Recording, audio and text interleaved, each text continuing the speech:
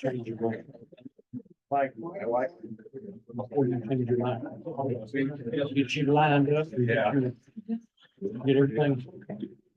That's what you change your mind. Hey, Stan. Good morning. Good to see you. Good to be seen. Like I said, that's a $2 million.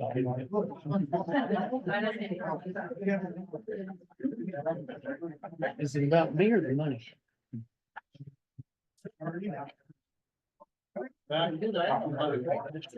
Bingo. Remember, a patient here is a customer loss. In the medical field, a patient here is a customer loss. They don't want to breathe. They want to keep them fighting.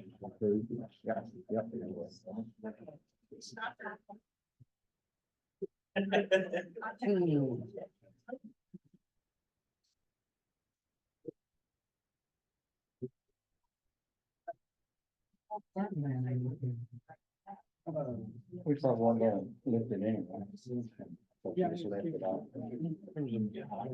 There's several problems. We had some.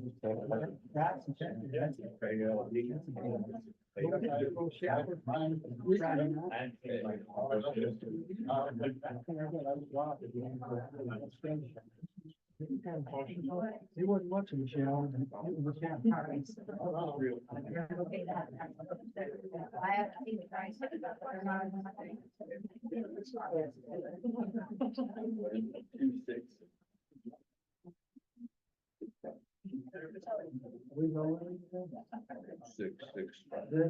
All right. Yes, sir.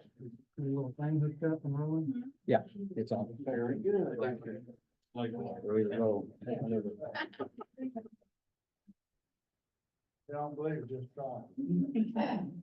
It's 10:02, Monday, August the 26th, 2024. I'll make a motion that the special meeting of the Navarro County Commissioners Court come to order. Second. Motion made by Commissioner Grant, seconded by Commissioner Perry. All in favor, please say aye. Aye. And we are in session. I'd ask everyone, please rise as we convene and do opening prayer. I'm going to ask Commissioner Grant to lead us in prayer, please, sir.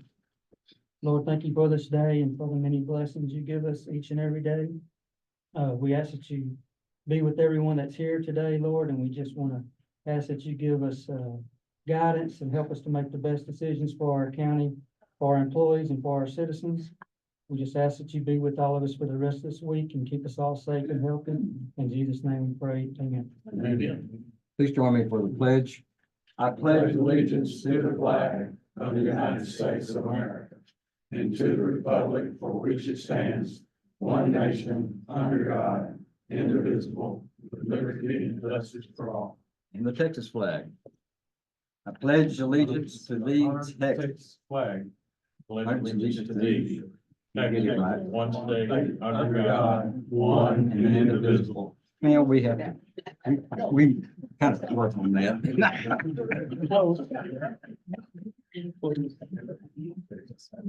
Was that right or was that wrong? Well, I've done it in other places, of course, fine.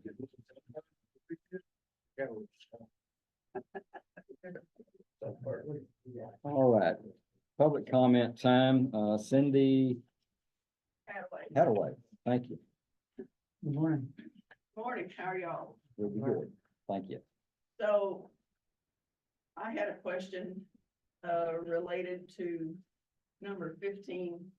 And if you want, I can ask it when we get to that point. But the open comments that I wanted to talk about was obviously property taxes. And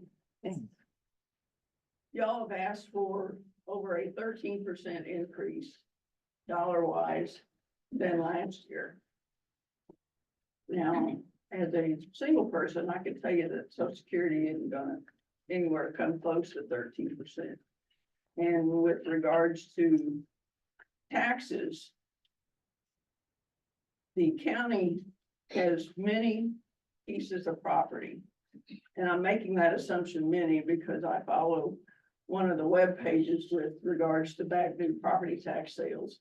But I can also tell you, there are 2 other properties within a mile from my house as the crow flies that haven't paid taxes since 2015, 2016.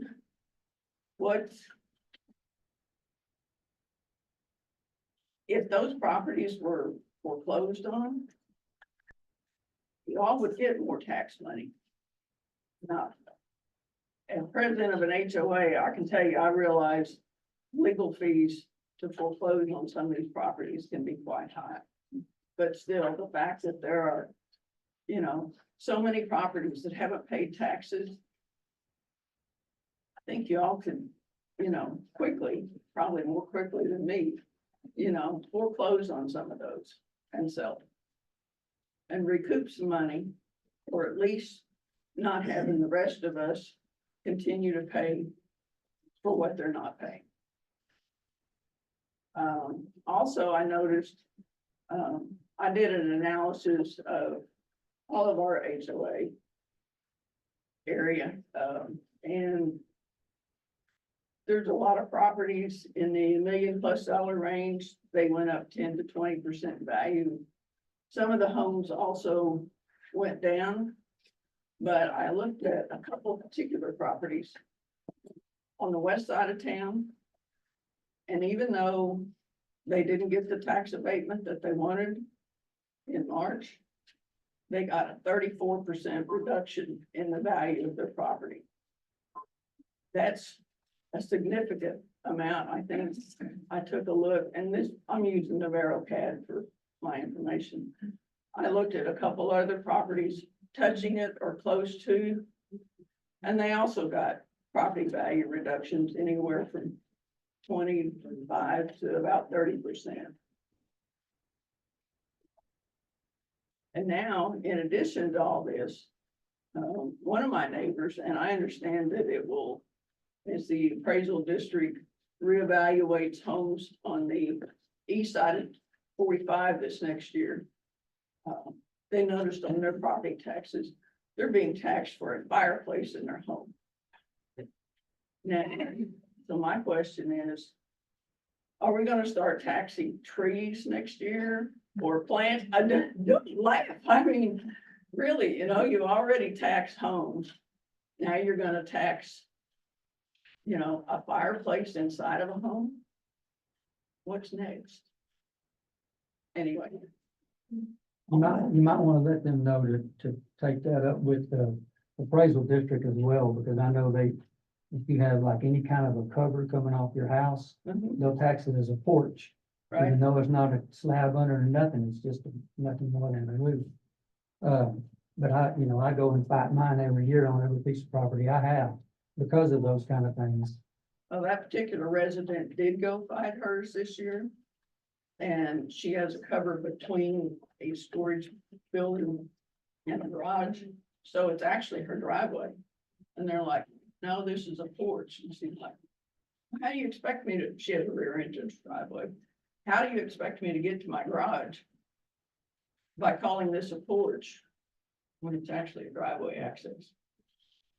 You know, and I fight my taxes, maybe not every year, but I've been there a time or two. But still, you know, to tax a fireplace. Understand. Anyway, I'm done. All right. Oh, and by the way, so for the privilege of, so when she went before the board, she didn't like what they had to say. So now to take it up to the chief appraiser, it costs $500 for that privilege of arguing your taxes some more. Wow. Okay. Thank you, ma'am.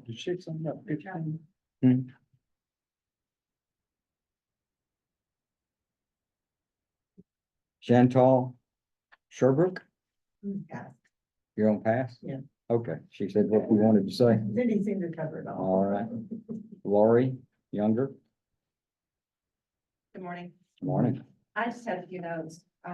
I'm here also to talk about the proposed increase in the property tax rate. I believe that an increase in property tax rate can discourage investment and economic growth. For example, people may be reluctant to invest in new business or make property improvements if they know that an increased value will result in a higher property tax bill. It can also lead to gentrification as people are forced to move from their homes because they can't afford property taxes. It can make it difficult for families to plan their finances. If local governments increase the property tax rate and or if property values increase, which they are doing, their property tax bill may increase and cause them financial hardship. And my calculation based upon the records, the property tax rate that's proposed is an 11.11% increase over 2023. And I want to know if we're going to get at least 11% more or better county government for that. Thank you. Thank you, ma'am. Patrick O'Brien. Hi, thank you for hearing me, but I didn't come to speak, but I guess y'all made me mad enough.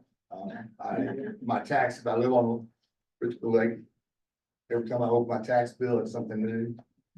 I didn't even know what is a pier tax? I think I know what it is. It's the walkway going out from my bulkhead to my boat, going out taxiing. And what's next? She said trees, but I've got a bulkhead. They don't tax it. Yes, they are. And Here. we get very little out there in any type of reward for our taxes. I live in an area that's totally retirement. We have 50 homes. Yes, they're over $1 million each. But I'm on Social Security now. I do have the funds to pay, but I'm having to cut back on my travels and some of the things I thought I was going to do because of my taxes. My property's gone up. I feel like I'm being taxed without representation. Because there's just, where's the limit? Where is the limit? And again, I live on a road that I have to go 30 miles an hour through the potholes and Yeah. I've lived there since, I've owned the property since 2010. They've never resurfaced our road. Now we've got 50 homes in that subdivision that are high value. And I understand that I'm paying for things that I look at your budget. I mean, it seems like you pay a lot of overtime for these police officers and other police departments. I don't have a road to drive through, and our road is so narrow that we have to pull over into a little ditch to let two cars go by. So again, I hope that you will stop increasing taxes on the people around the lake. I know you're letting us pay for everything, but yet we're not getting anything for our tax money. Thank you. Thank you, sir.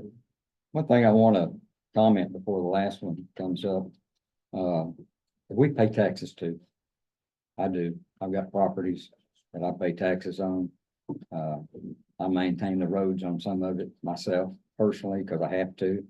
The county, and the state of Texas fortunately does take care of the highway. It runs in front of it, but to get to my house on the backside of it, I have to do the road there.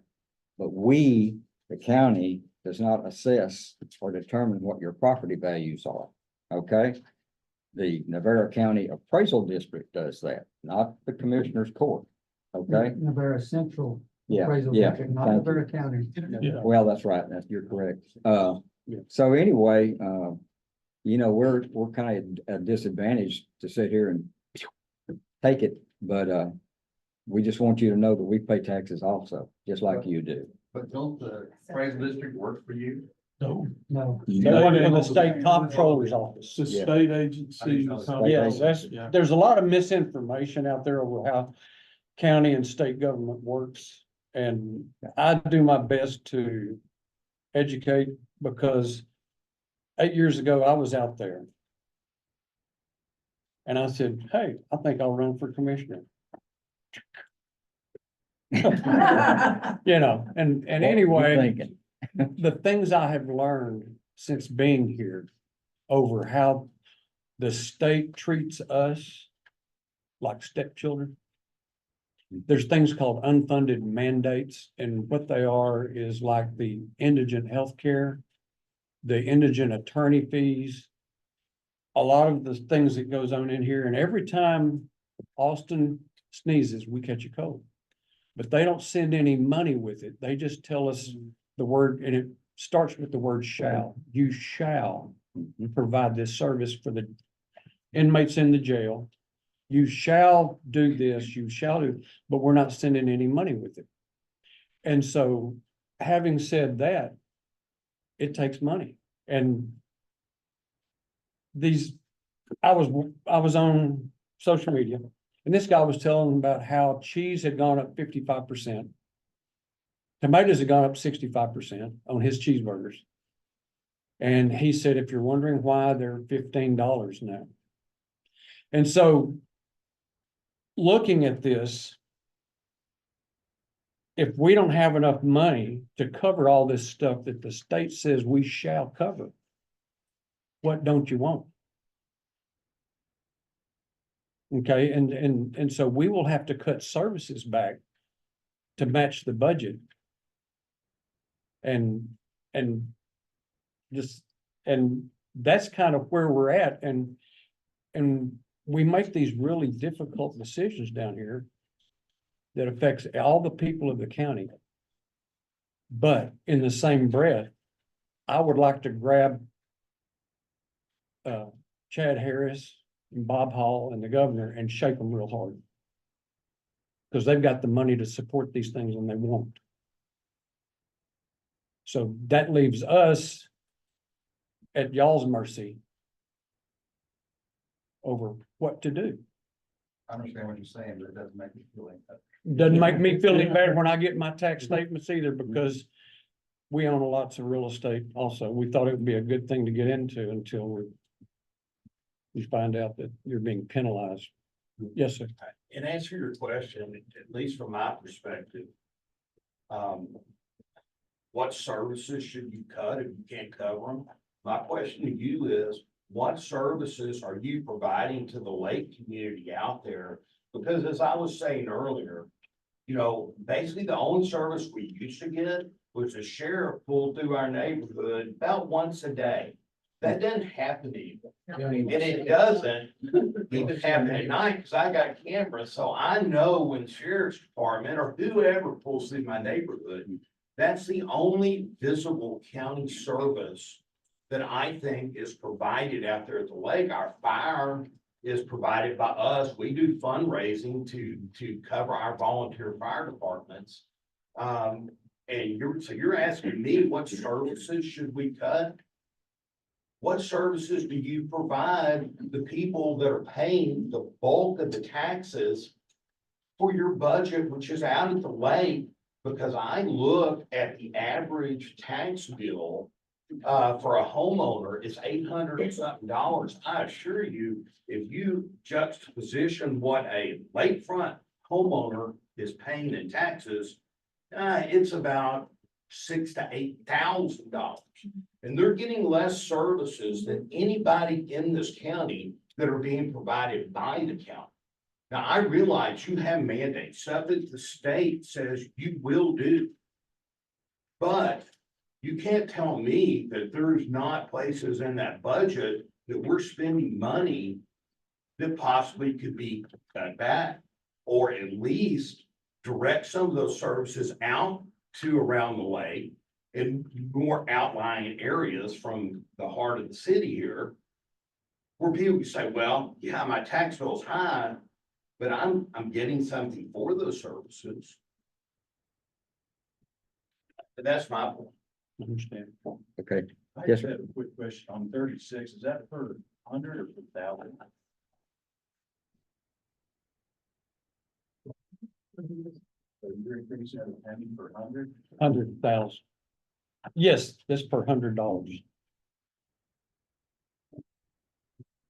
Ron Capehart, last one on the list.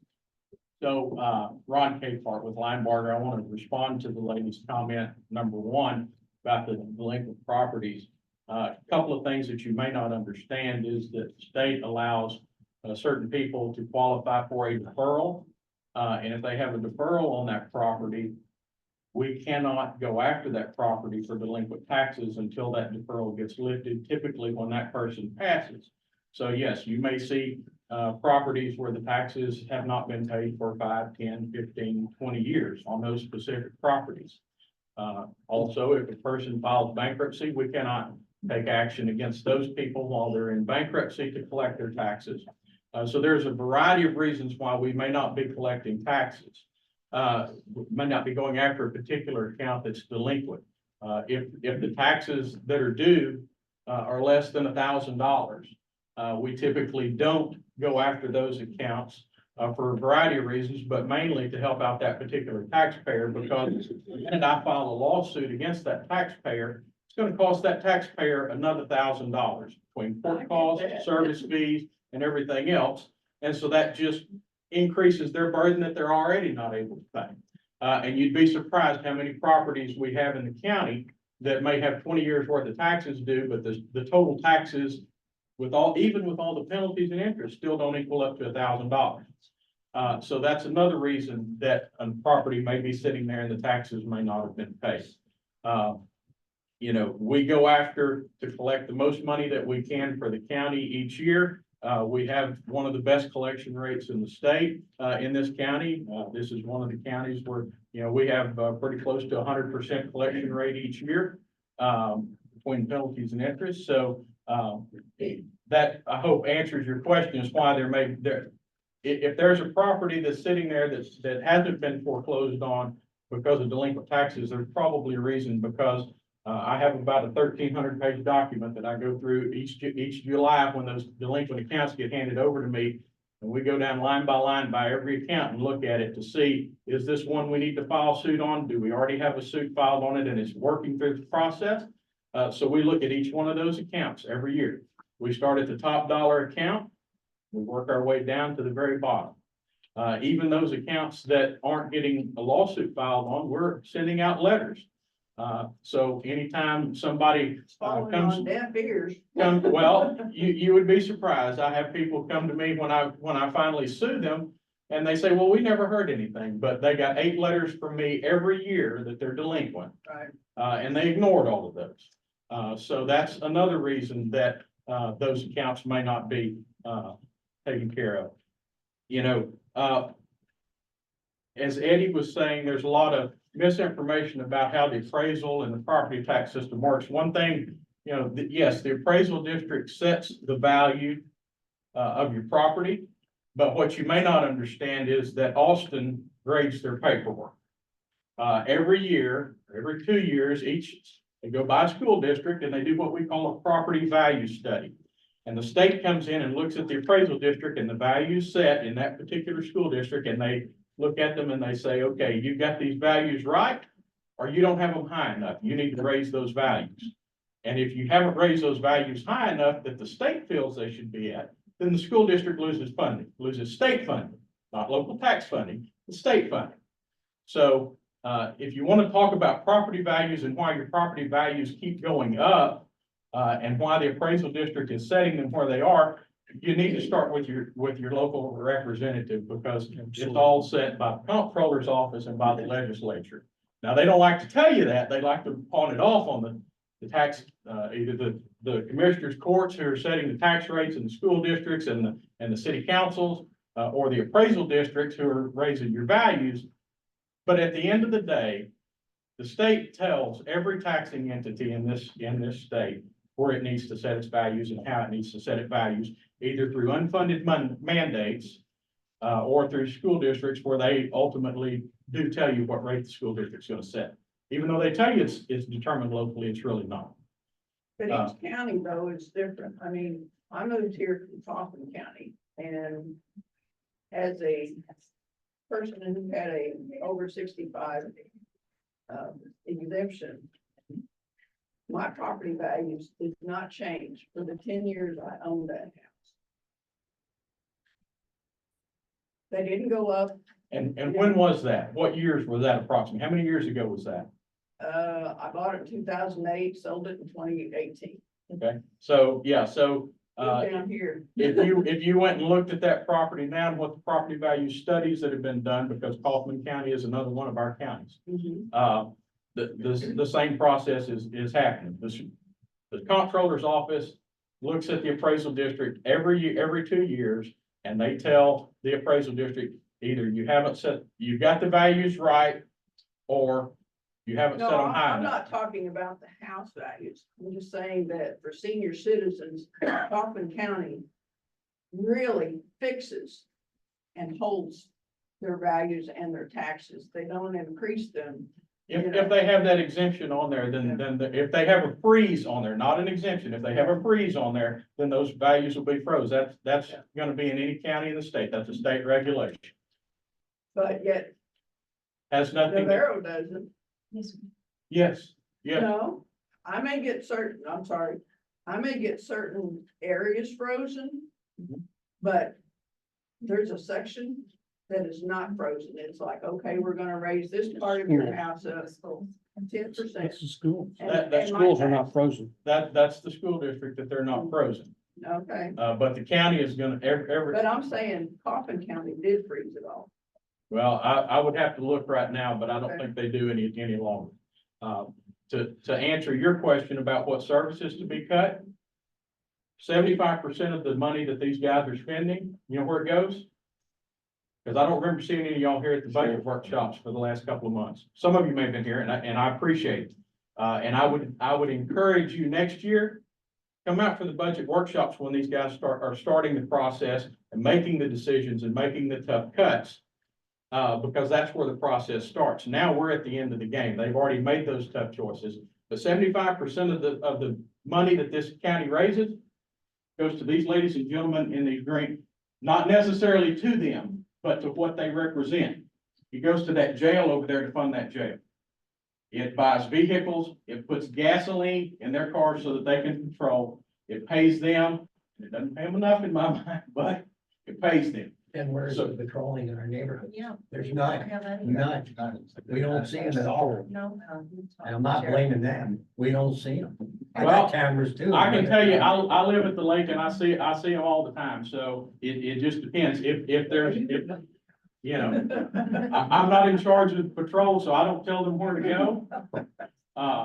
But, you know, and with the issue about the roads, do y'all live in the subdivision, and you're talking about the subdivision road? No, we live on county. You live on the county. And I don't want you to construe anything that I said that I am anti-law enforcement. I am certainly not. And nor am I. your increase that they requested in their budget only makes up a very small percentage from 23 to 24. I'm not talking about that. I'm talking about there is over a $4 million increase in valuation that is being taxed. And yet, not only did the valuation increase, you're wanting to increase our tax rate. And I get you're projecting indigent healthcare and the public defender's office going up. I get that. Those are something you've got to do. But even assuming those items, that's like only $2 million worth, maybe a little bit over. Where's the other $4 million in increase? Well, he wants 2 new trucks or 2 new vehicles. Two used vehicles, yeah, everything else I had to burn up. So we are here to ask for a lower tax rate. Or fix the roads. I mean, I've been asking for 10 years to have the road fixed, and nothing happened. Okay. We And will, many of the roads you all don't fix anyway because the homeowners association owns it. Yeah. And they spend thousands of dollars, I've worked with a few other presidents, you know, a year maintaining theirs. all right, we'll move on to the consent agenda, items 5 and 6. That are just automatic approvals, and that's the reason they're on that consent agenda. One of them is to approve and pay bills as submitted by the county auditor, including current bills.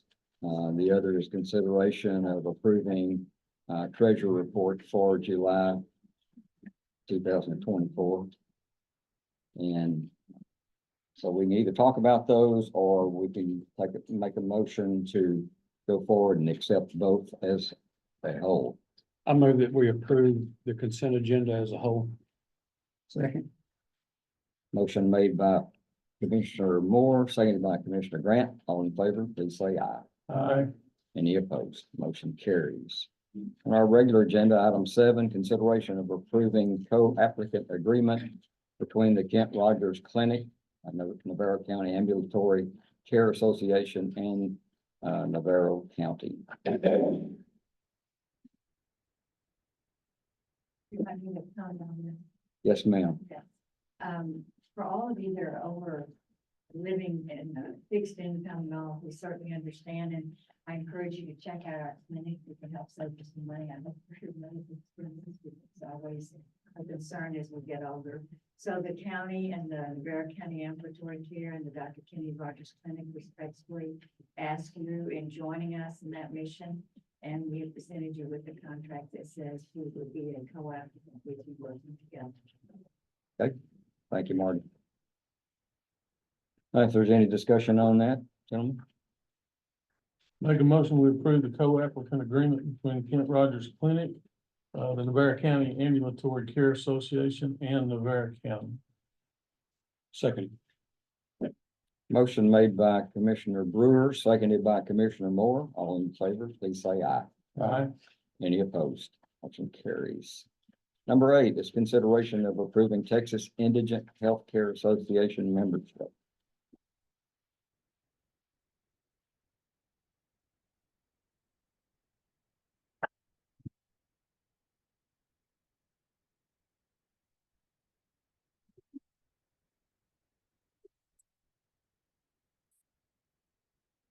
Good morning, Judge Davenport and fellow county commissioners. In front of you today is the Texas Indigent Healthcare Association application, also known as TICA.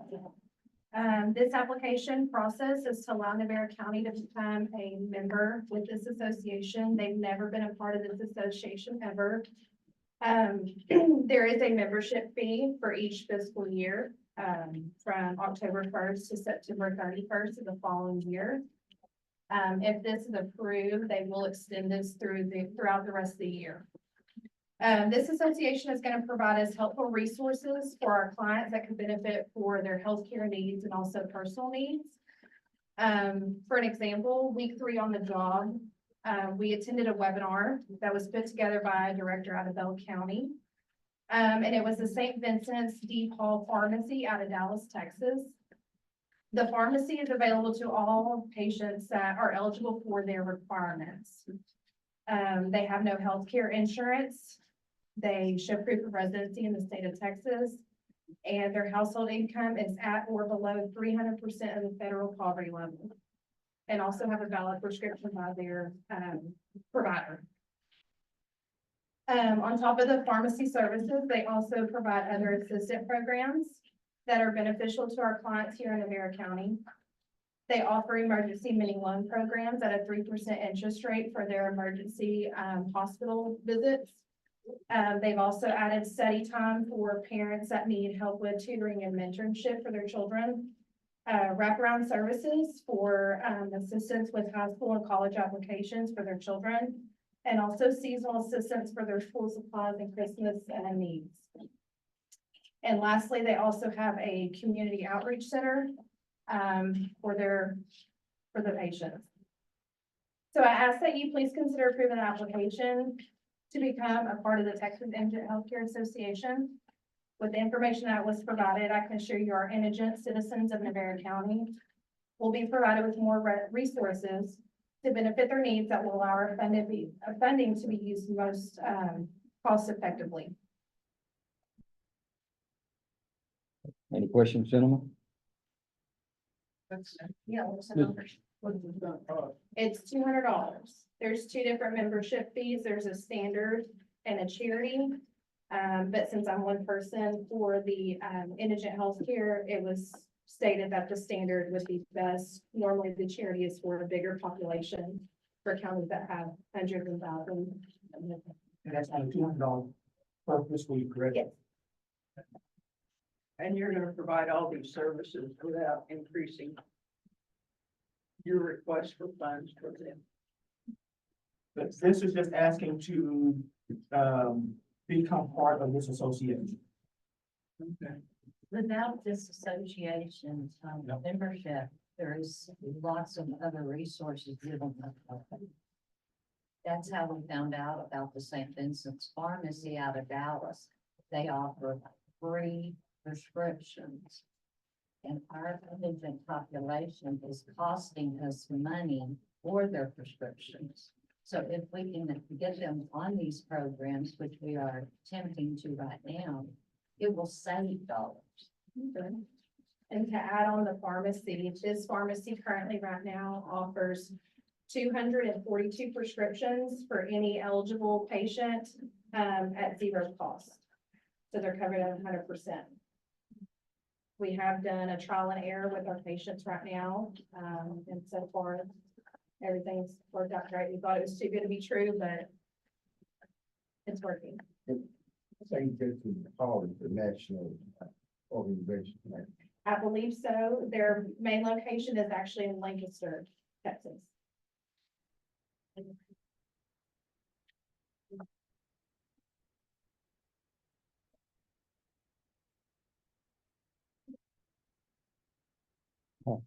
Any questions, Senator?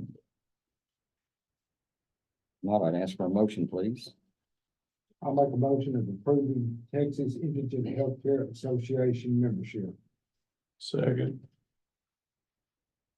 Motion made by Commissioner Perry, seconded by Commissioner Brewer. All in favor, please say aye. Aye. Any opposed? Motion carries. Thank you, ma'am. Thank you. This is an annual membership. Yes, they do it from their fiscal year, so it's different than the county. They're gonna go based on the state, I believe. So it's gonna be October 1st to September 31st of next year. But since we're applying now, they're going to apply our membership currently and then without the upcoming fiscal year as well. Okay. And then secondly, I have in front of you is the policy and procedures that I've come up with to enforce structure and organization for the Navarro County Indigent Healthcare Program. If you have any questions, I'm happy to answer them.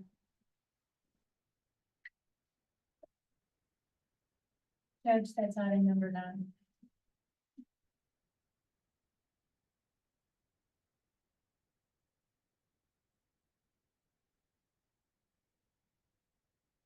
We probably need to, have our attorney look at this. I have DA's office. Has this gone through DA's office? I don't believe so. You might want to do that in case. Okay. Yes. Yeah, legal needs to. And, I mean, we can approve it pending, Okay. approval by the DA's office. Okay. Okay, then let's make Is a that all right motion. with y'all? please. Yeah, go ahead and make that motion, please. I make a motion that we consider approving the Navarro County Indigent Healthcare Policy and Procedures after the DA's office takes a look at it. Second. Motion made by Commissioner Grant, seconded by Commissioner Perry. All in favor, please say aye. Any opposed? Motion carries. Thank you. Yes, ma'am. Thank you. Number 10 is consideration of approving purchase agreement with Document Solutions for 2 printers for the tax office. Anybody want to speak up on that one? I move that we approve purchase agreement with Document Solutions for 2 printers for the tax office. Second. Motion made by Commissioner Moore, seconded by Commissioner Brewer. All in favor, please say aye. Aye. Any opposed? Motion carries. Number 11 is consideration of approving a replat of Meadowland subdivision tracks 13A and 13B for Maria Isabel Beltran. Good morning, gentlemen. Stanley, how are you, sir? This is actually a cleanup of some lot lines and dimensions and property assessment, let's see, acreages and things like that. This, and Ms. Beltran's representative here today, if you have questions. Okay. But it's basically just going back, making corrections to something that had mistakes made to it. It does meet the state and local regulations guideline for subdivisions, replats, things like that.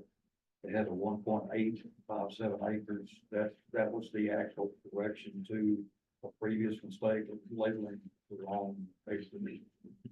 And, Mrs. Bill Van asking this morning that the Commission's Court approve this direction. I'll make a motion that we approve the replat of Meadowland subdivision tract 13A and 13B for Maria Isabel Beltran. Motion made by Commissioner Grant, seconded by Commissioner Perry. All in favor, please say aye. Aye. Any opposed? Motion carries.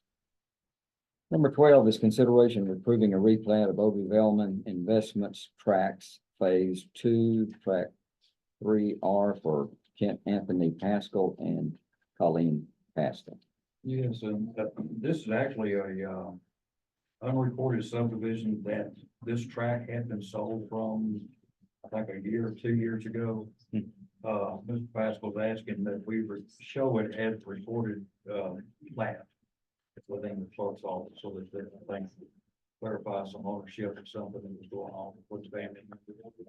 But he did provide the deeds of the contracts and everything else that this is his property. He'd like to report it as such. And it does meet all the state level. Make a motion that we approve replat of Velman Investment Tracts Phase 2, Tract 3R for Kent Pascal and Colleen Pascal. Second.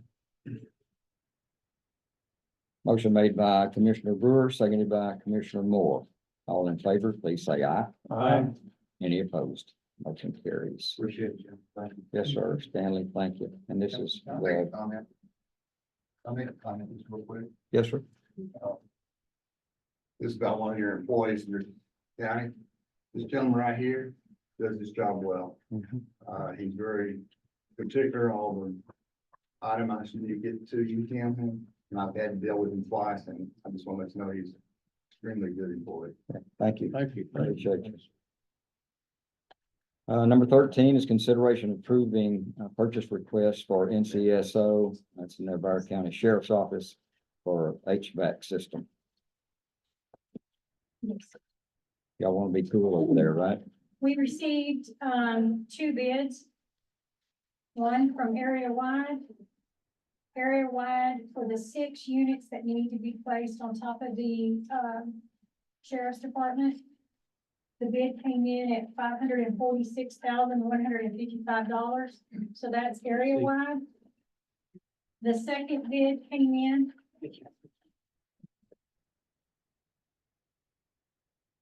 from Corsicana Sheet and Metal Company, and they bid 2 different options. One is your standard, units for the 6 at $104,500.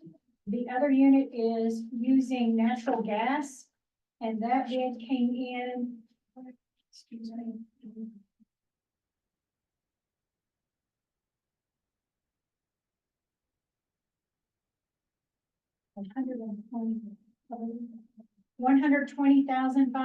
$120,594.75. And Charlie is here today. He's made his decision for the jail on which bid he would like to go with. Charlie? We would like to go with the Corsicana, sheet metal for the 104,000. We would like for you to as well. Yes. Oh, good. All right. We'll need a motion, Motion gentlemen. that we approve the purchase request for the Navarro County Sheriff's Office for an HVAC system, the Corsicana Sheet Metal for $104,000. Second. Motion made by Commissioner Grant, seconded by Commissioner Brewer. All in favor, please say aye. Aye. Any opposed? Motion carries. So y'all can stay cool over there. Hopefully, Charlie. One of those thou shalt Yes. deals, okay? Number 14 is consideration of approving health service agreement with Southern Health Partners for Navarro County Sheriff's Office. This is our annual, renewal for our current, healthcare provider for our inmates. He provides, mental, medical, and dental services. It's just the annual renewal for that. Okay, is there any discussion on this, gentlemen? I have a question or two on that, just from my own personal knowledge. Are there other companies that bid on this as well? No, This is the only company really that's out there that will do this? Okay. That answers my question. Any further discussion, questions? Not, I'd ask for a motion, please. I'll make a motion of approving healthcare service agreement with Southern Health Partners for the NCSO. Second. Motion, made by Commissioner Perry, seconded by Commissioner Moore. All in favor, please say aye. Aye. Any opposed? Motion carries. Thank you. Yes, sir. Thank you. Number 15 is consideration of approving dissolution of the automatic aid that exists between Silver City Volunteer Fire Department and Corbett Oak Valley Volunteer Fire Department. Anybody here from the fire departments? No, yes, You? I am. Yeah. Okay, What happened a number of years ago, Silver City Volunteer Fire Department, their membership dwindled. They were barely hanging on, so they made an agreement with Corbett to do all of their paperwork and to take care of them and to help cover their region and all their area. And they are back up to par now. They've got plenty of membership. They've taken care of their paperwork, and they would like to dissolve that partnership with Corbett. Doesn't mean that they're not gonna help each other out from time to time, but they would like to stand on their own 2 feet, and their leadership is proven that, and they're in good financial shape. Everything's going well for them. So I make a motion that we dissolve the automatic aid that exists between the Silver City Volunteer Fire Department and the Corbett Oak Valley Volunteer Fire Department. motion made by Commissioner Brewer, seconded by Commissioner Grant. All in favor, please say aye. Aye. Any opposed? Motion carries. I'd like to make a comment. The Southern Health Partners that we talked about for the healthcare for the jail, $422,632 annually. And you're not getting bids for that? Normally second bids on third bid. There's no other providers. No other provider can do it. There's nothing. We would have to go back in and hire individual nurses and hire our own physician to work in the jail like we did previously. And that is a 6% increase from last year. Okay, number 16 is consideration of approving a resolution between Navarro County and North Central Housing Finance Corporation. Anybody here representing those guys? Ron, you know anything about it? No, I'm not here on this. Okay.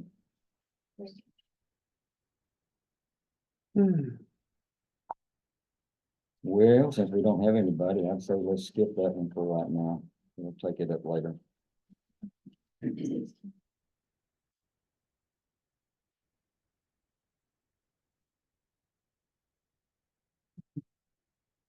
Need a motion to table that? Yeah. Yeah, probably a good idea. I'll make the motion that we table number 16. Second. Motion to table by Commissioner Grant, seconded by Commissioner Perry. All in favor, please say aye. Aye. That is tabled. 17 is consideration of approving purchase request for precinct 2 to purchase 2 vehicles. Yes, yes, sir. This is for 2 pickup trucks. That one we have declared salvage several months ago, and one that I'm about to declare salvage when I get probably another 300 miles out of it. But I'll make a motion of approving the purchase request for precinct 2 to purchase 2 big vehicles. Are you buying new vehicles? No. Like, No, Why do you need two? to replace we had one that we declared salvage that's been out of service, and I've got another one that's about to go down. Wear them out. 40 miles to They're gone. just. I'll find second everyone. that. You seconded it? Okay, thank you, sir. Motion made by Mr. Perry, seconded by Mr. Moore. All in favor, please say aye. Aye. Any opposed? Motion carries. 18 is consideration of approving Chatfield Water Supply Corporation to cross Northeast County Road 2020 in precinct 2. This is just a standard road board to get water from one side of the road to the other. And I'll make a motion of approving Chatfield Water Corporation to cross Northeast County Road 2020. Second. Motion made by Commissioner Perry, seconded by Commissioner Grant. All in favor, please say aye. Aye. Any opposed? Motion carries. 19 is consideration of approving a special road use permit application for J.C. Nolan Company LLC in precinct 4. Yeah, this is, out, west of Frost, right across from the gym on Highway 22, that tank farm out there. They're bringing some equipment in. They're gonna have to come in from behind it, with that down some county roads, and they have paid their road bond. They've done the proper permitting. So I'll make a motion that we approve the special road use permit for J.C. Nolan in precinct 4. Second. Motion made by Commissioner Brewer, seconded by Commissioner Moore. All in favor, please say aye. Aye. Any opposed? Motion carries. Number 20 is consideration of approving a special road use bond for J.C. What's their second? That's the bond. The first one was a permit. Oh, This is this a bond, and we checked the mileage, and they've got that, got all the paperwork in, it's in good shape. You want to make that motion? I make a motion that we approve the special road use bond for J.C. Nolan Company in precinct 4. Second. Judge. Yes, sir. Commissioner Brewer, how many miles? It's like 1.2, something like that. No, it's 0.9 something. There's another one that's 1 point, this is 0.9, but they did put up to $100,000 for a full mile on the road bond. All right, number 21 is consideration of authorizing the county auditor to go out for annual bids for the fiscal year 2025. This will be for road and base, auto parts, culverts, fuel, and hauling. Need a motion, gentlemen? I move that we authorize the county auditor to go out for annual bids for the fiscal year 2025. Second. Whoever. Motion made by Commissioner Moore, seconded by Commissioner Perry. All in favor, please say aye. Aye. Any opposed? Motion carries. 22 is consideration of approving bond for Adam Menz for Deputy Constable Precinct 1.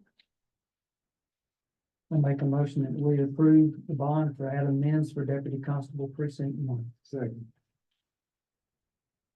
Motion made by Commissioner Grant, seconded by Commissioner Perry. All in favor, please say aye. Aye. Any opposed? Motion carries. 23 is public hearing on Texas Transportation Code 396.001 through 396.045 to include subchapter 234. One of you guys put this on here. Can you explain that? Yeah, I want some little more information there. Was that part of Adams? Yeah. Deal? Is he here? There he is. Adam. Oh, I didn't see. Yeah, I see him back there. Yeah. Come tell us about it, Adam. Is this for the public nuisance? This is our trash guy, and he handles all of the, code enforcement, so. What this is county commissioners want to adopt this law to regulate automotive wrecking yards, salvage yards, and recycle yards in the unincorporated part of the county. That's basically all this law is. And it has to have a public hearing before you go, before they can adopt. Okay, public hearing is open. Anybody want to comment on this or ask questions? You may do so. I assume the county doesn't want those, right? No. We're gonna require them to get $150 permit, and by them getting that permit, they have to abide by all the state rules as far as the 8-foot enclosed fence. It can't be within 50 feet of a property line, 50 feet of the residence. And then if they do not comply with that, then we can enforce on my side compliance. If they don't comply, then we can shut it down. It enhances what's currently available to the county. It creates stronger, more stringent rules and regulations. Well, yeah, I live in M House on 1122, and there is a salvage, you are there, are they working with the permit? No, we No, haven't we don't have adopted, that. we haven't adopted the permit yet. So when you do adopt it, will that go into effect for him or? Yes. Okay, cause it's getting pretty big and it's real bad. Yeah. And also this guy, the same guy that owns that place, his name is, Manuel. He's always bringing truckloads of onions. to that area. And they're giving it to their cattle, but I mean, the smell goes for miles. Imagine the breath of those cows. You wanna drink But I think this guy has a lot of things going on there that are not. I know what you're talking about, and that's the whole point of doing this, so this is combat things like that. Yeah, 'cause I live right, not right across the creek from him, that's less than half mile. It's getting real bad. Yeah, wrecking yards get out of control real easy, Yeah, that and real one, fast. now he's got thousands of cars. What are we expecting the timeline to be, like for them to get into code? 30 days.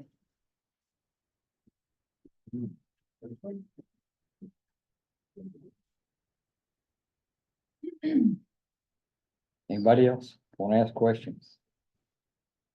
All right, I'm gonna close that public hearing. Item 24 is consideration of approving the adoption of the public nuisance ordinance for Navarro County. Gentlemen, we need a motion, please. I make a motion that we approve the adoption of the public nuisance ordinance for Navarro County. Second. Does that mean you're gonna measure some noise from either parties or companies or? Could happen, yeah. Could. Motion by Commissioner Grant, seconded by Commissioner Moore. All in favor, please say aye. Aye. Any opposed? Motion carries. We had just kind of let you know what we've had to deal with, people. Go out and buy land and just do what they want to with it, even though it could be really, really bad. Tell them about the circle thing out there, that concrete deal that came Yeah, about and all that went with Everybody it. lives out west knew about the drag strip, circle track, Oh, you know, that the county went in and got a permanent injunction and shut that deal down. good job. You know, there's a lot of properties in Navarro County that, like the judge said, they just think they can do whatever they want to do and skirt all the environmental laws of the state of Texas. That's happening at 3240 and 3250 with that Aaron's development. They're doing whatever they want. And this public nuisance ordinance gives the county more authority and more teeth, if you want to call it that, in order to force these property owners to clean up their stuff. Because, you know, none of you want to live right next to the place like that gentleman was saying on the impact, that's all stacked full of cars.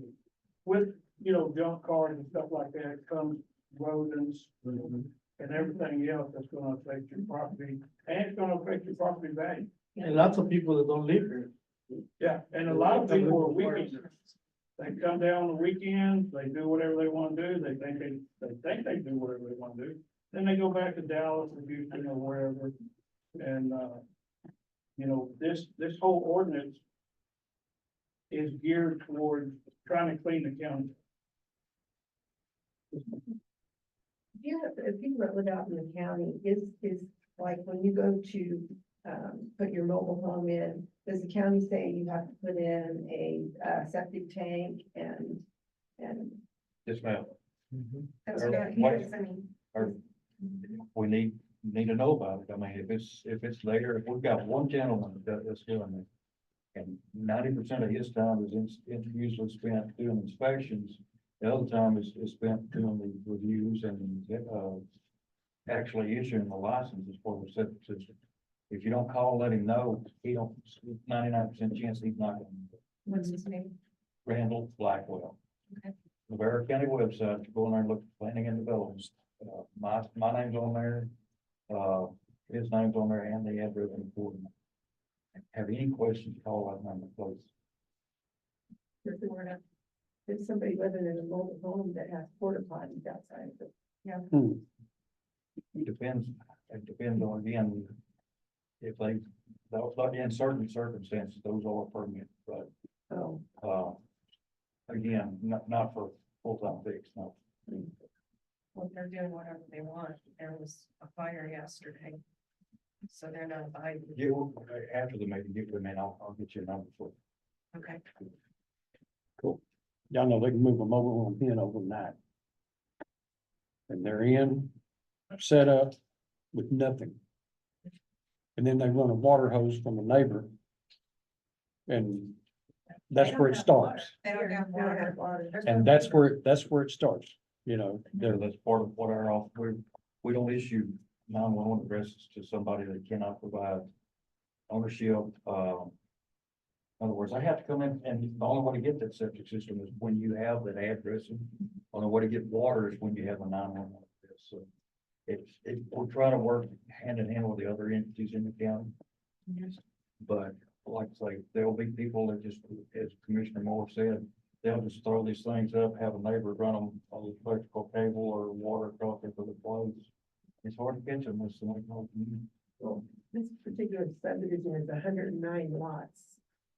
And, there doesn't seem to be any kind of anything going on. There's different fences, people burning fires when there's fire bandit, you know, and it's just a mess. I don't even know how it got approved. I know, it's awful. Yeah, give me a call. Yeah, I'll get them back for the meeting. Okay, did we vote on it, number 24? Didn't I? I didn't Yes, think so. 24, we did, more number 25. We did vote on 24. So on 25, consideration of appointing Deputy Constable Adam Menz, standing there with a book in his hand, as Chief Environmental Investigator, as administrator for the Public Nuisance Ordinance. He is real good at doing all that. He is excellent. So we need a motion, please, unless you want to do discussion about it, that, we can certainly do that. You make bring number 24 though? Yes. She said we did. Okay. I make a motion that we appoint Deputy Constable Adam Menz as Chief Environmental Investigator as Administrator for the Public Nuisance Ordinance. Motion made by Commissioner Grant, seconded by Commissioner Perry. All in favor, please say aye. Aye. Any opposed? The motion carries. Number 26 is consideration of appointing Navarro County JP, the JPs as the hearing officers for the public nuisance ordinance. Correct, Mr. Menz? Okay, and there's a commissioner or two back there. We have two Three. JPs. I mean, Two or three. JPs, yeah. I think, you know, we've talked to Adam, we're all good. We're on board for handling everything. I think the best way to go about this is be precinct specific as far as the JPs go. That way we divvy up the workload in all four courts instead of putting in one or two. That's the only thing I really have to add on it. I think we did. All four of you okay with? Yes, we talked to Jackie this morning. Okay, Leland, I'm sorry, Freeland. okay, good deal. I'll make a motion, we appoint all four Navarro County JPs as the hearing officers for the public nuisance ordinance. Second. Motion made by Commissioner Brewer, seconded by Commissioner Moore. All in favor, please say aye. Aye. Any opposed? Motion carries. Thank y'all. Thank you for coming. Thank y'all. Number 27 is consideration to approve the contract with County Information Resources Agency Service Agreement, CIRA, with Texas Association of Counties, which is what TAC stands for. This is for our website. I'm sorry, This is for the website.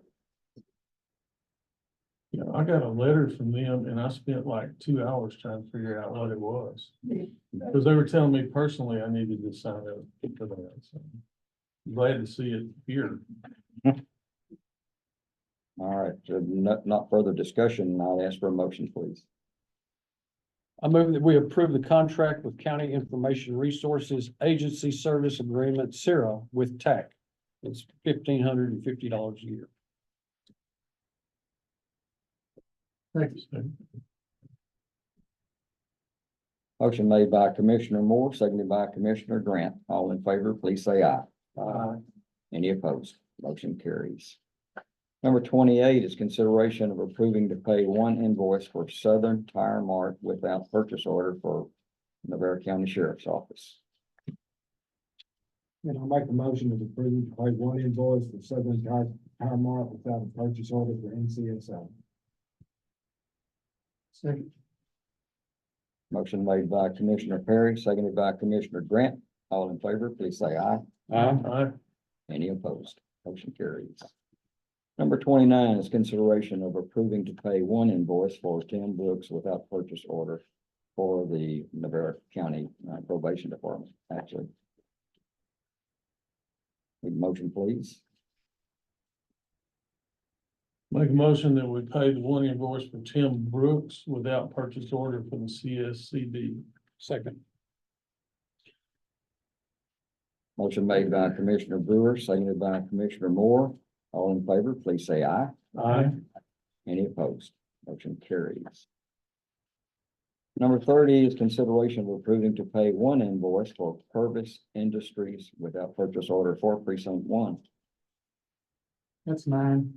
I make a motion to approve to pay one invoice for Purvis Industries without a purchase order for precinct 1. Second. Motion made by Commissioner Grant, seconded by Commissioner Perry. All in favor, please say aye. Aye.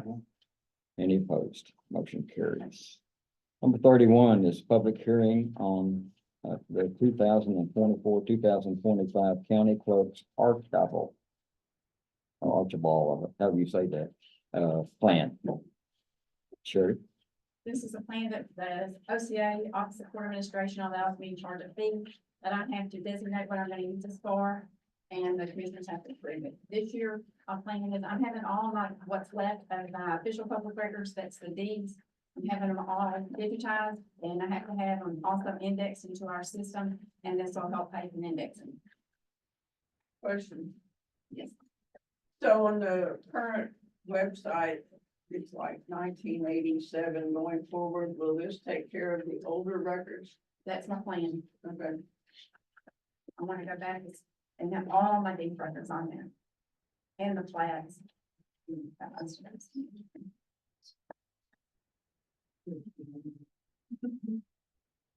Okay, it's gonna be any further discussion on this? This is an unfunded mandate and it's $48,000 a year. To give you a heads up over how deep and wide these unfunded mandates go.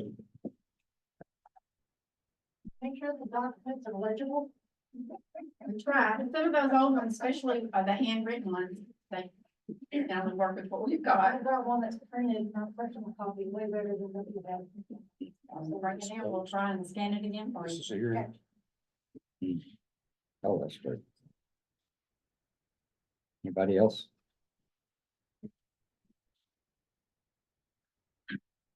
All right, I'll close this public hearing. We'll move on to number 32, consideration of approving county clerk's 2024 archival plan. I move that we approve county clerk's 2024 archival plan by Sherry Dowd. Second. Motion made by Commissioner Moore, seconded by Commissioner Brewer. All in favor, please say aye. Aye. Any opposed? Motion carries. Number 33 is the public hearing on the tax rate. Therefore, open that public hearing. Some of you have already spoken. If anybody else want to speak, you may do so. Just not raise your hand and say, yep, me. If you have any additional comments that you want to reinforce, I request that you don't raise the rate. I second that. Sorry.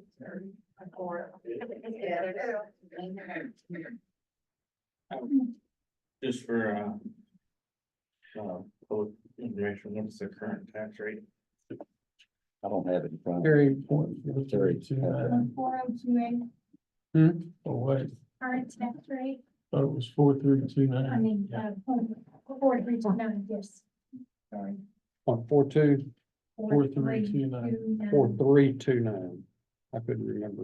I knew it was. And the no new revenue rate is 0.4029. That is correct. And it would go up to what specifically? 0.4471. Which is the highest they can raise it without. Voter approval. No, That's correct. I haven't said anything about tax rate, but I feel like it's necessary. We've agonized over this. We've visited, about this. We've talked about the budget. We've said a lot of things about the budget. 75% of the budget, we have absolutely no control over. Only about 25% or to 30% do we have any discretionary powers over. It's all of the things that the unfunded mandates that were given, and we all know inflation has hit all of us. It has hit us hard. Fuel prices, going to the grocery store, you know, all of those things.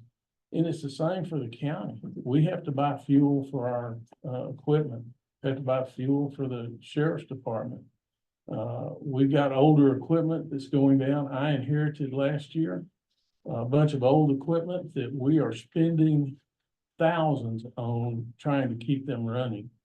Last summer, I spent $37,000 on one maintainer to keep it running because I can't afford to buy a new one. Same with our trucks, with our vehicles. I've got trucks, pickups that we're using every day that we have taken to certain people to get them inspected because they're not going to pass. And we, you know, just to be able to register them, we're trying our best to try to stretch every dollar that we can.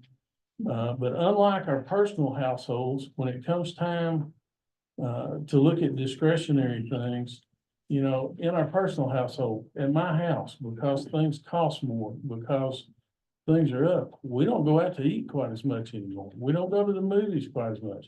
We put off vacations. My wife's car's got 100 and something thousand miles on it, and it's going in the shop tomorrow. There's no telling what it's gonna cost. I gotta put off buying a new one. So if whatever happens, when we start looking at the tax rate, just understand this is not something that we have done lightly. We have agonized over this. We've talked for weeks at budget meetings, and just like they said, I would encourage y'all next year when we get time towards August, when we start doing this, y'all are more than welcome to come to those budget meetings. They're open meetings where we discuss that. So that's all I want to say. Yes, ma'am. Okay, so you mentioned the unfunded mandates. Is there a place where we can go to see what these are that you're speaking of? Exactly what that they are that are coming from the state that you are requiring to raise our taxes? That's a good Fund? question. I'm sure you can. Is there a I'm sure you state? can go to the state, I'm sure you can go to the state website. and Yeah. do that. Okay, and then is that something that you discuss in your budget when you have your Sure. budget? Absolutely. Sure. Yes. That ma'am. is the nucleus of the budget, the things that we have to spend money on. And then we start choosing over what we can cut and what we absolutely have to operate. And then, also, I would like to, if we're gonna be paying increased taxes as far as requesting coverage for the sheriff or police, I don't know how many times a day I drive the 287 over there by the Harbor Restaurant in the new Dollar General, which is increasing a lot of traffic in that area. And I've never once seen any police presence as far as radar. And I've had so many people ride right up on me when I'm going the speed limit, go around me when I'm on the bridge. They almost, you know, my niece is only 20 years old, just learning how to drive, almost got driven off the road by someone that wasn't patient, and she's going speed limit. So if I'm gonna be paying more taxes, I want to see an increase in coverage there to get that under control before there's more accidents or, Have you addressed that with the sheriff's department? no, I have not. I would encourage you to do that. I mean, You there's know, or revenue the- there for you to be made in speeding Sure. tickets. I personally don't want one, but I follow the law. Sure. And I'm tired of people riding on me and going around me on the bridge when it's unsafe. And I've never once in the whole time I've lived here seen police presence out there. I hear you, but address that with the sheriff's department as well. Okay, definitely. I did start looking at the proposed budget last night. It's like 100 pages long. And I Sure. did see line items on there that in various categories, I think one was for, veteran services. That sticks out in my mind, that office didn't even use the budget that they had for 2024. Yet they asked for a huge increase for 2025. And I saw some others that were not quite as, The veteran services, that has become a high traffic office. And we just had a part-time person in there working. And so we increased that to a full-time person to take care of the veterans in the county. There's so many of them coming in. Yeah. It was, and I can't remember the exact numbers. We discussed that several weeks ago. But I know the amount of appointments that they had this past year was at least double what they were the year before. So they needed some help with that. I hear this, what you're saying is because of the increases in materials and that, why you have to go up. But also precinct 2, where I live, we got a housing boom. I mean, there's 5 houses being built by subdivision, Vista Ridge. There's a house being built across the street, or across the bay from me, 9,000 square feet, it's gonna be built. So where did he think all this money's gonna go? I mean, it seems like that would offset some of this money that you're seeking. At some point in time, it will. Yeah, it But seems like precinct 2 pays the bulk of what this county goes, uses for funds. well, And we're not getting, again, back to what you said, we're not getting anything for our funds. You know, in my subdivision is 50,000, we're all retired with no kids. We pay a hell of a lot of money for tax, school tax, and I agree, I love to put money in schools, I'm not being against it, but we're not getting anything for their tax dollars in our area.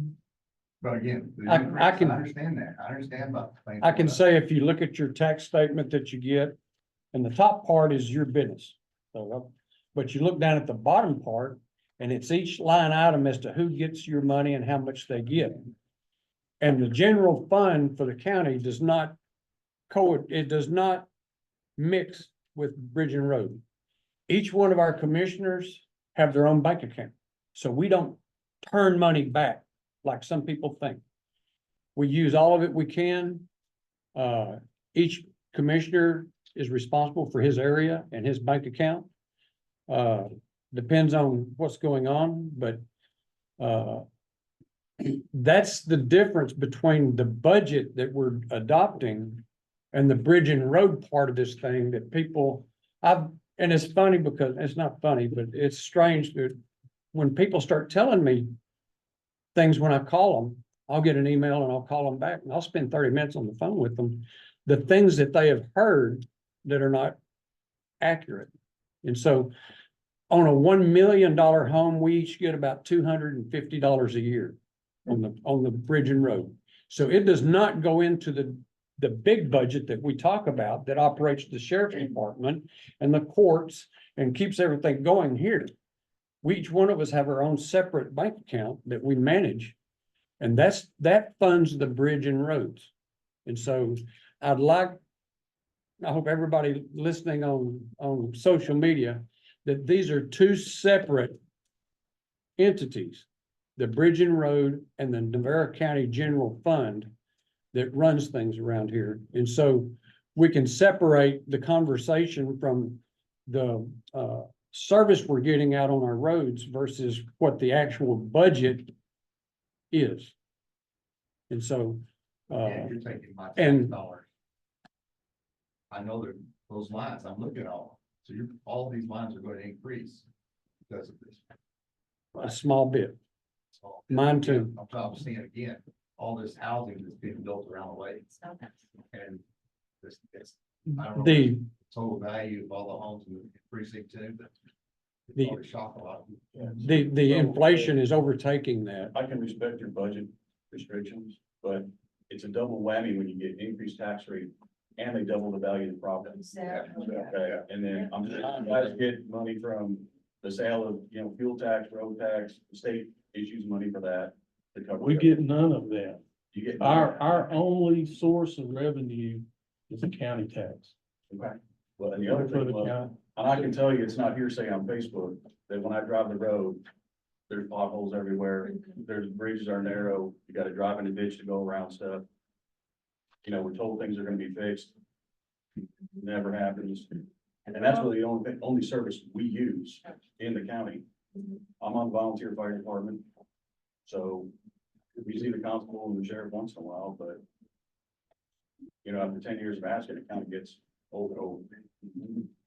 Based on the new proposed rate, how much new revenue are we expecting for the fiscal year? Harry, do you have those numbers? Sure, sure, help us with that. This is our numbers girl. So,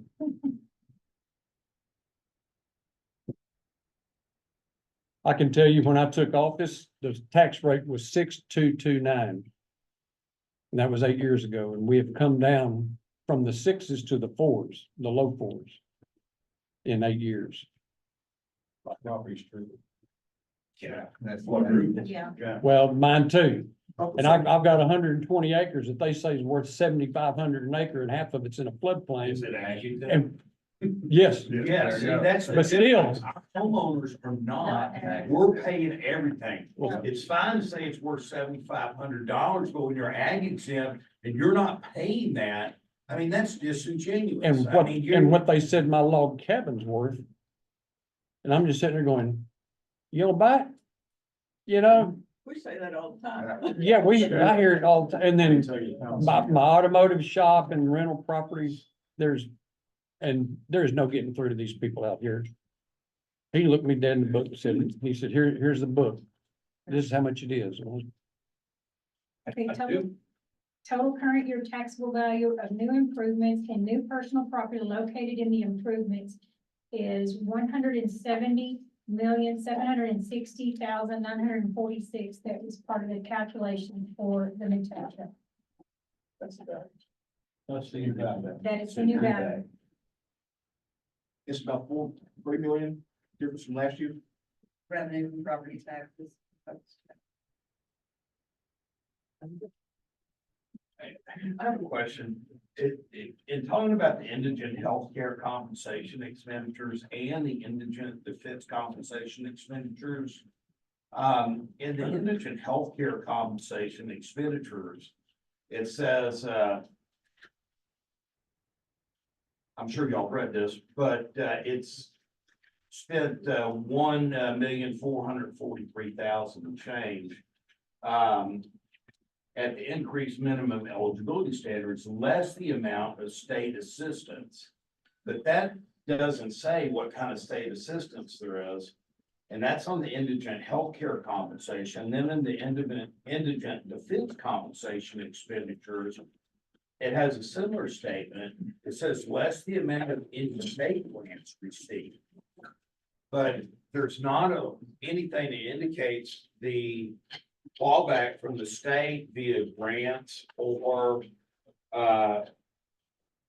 state assistance in the indigent healthcare to offset that increased cost. So, well, I'm not saying they're gonna cover the whole thing.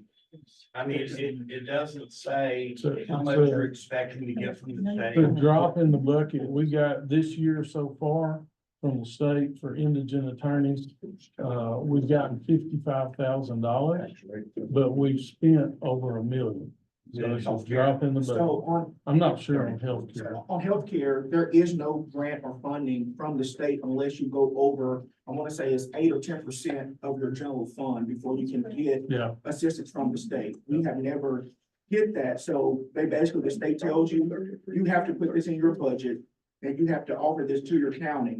And if you don't use over 10%, you're on your own. So the county has to put that in their general fund and they have to fund it with no assistance from the state. It's one of those you shall things. yeah, it is a mandate that we do that. Well, and these funds here, these numbers there, the 1,400,000 and 1,200,000 are after, that's net of what the state pays in. So before they were able to get something, this is over and above what the state gave. And I will tell you, with the new policy and procedure that's proposed for the indigent healthcare fund, you will probably see a decrease in that. going forward. In the last few years, or ever since I've been here, we give the hospital $500,000 a year. They do some magic with the numbers with the state, and that covered it for us. The hospital called this year and said, we don't want to do this anymore. One of the women has passed away and one of them retired, and we don't have anybody to do it. And so it was thrown back on us to where we can't do the magic with the numbers anymore. There was just different things happened that it was thrown back on us. And this is our pilot year for doing this. We really don't know where we're gonna end up next October on this deal. And so when we were discussing and cussing this down here for a week over the tax rate, my philosophy was we need to be safe rather than sorry. Okay, and because if you run out of money before you run out of months, you're in trouble.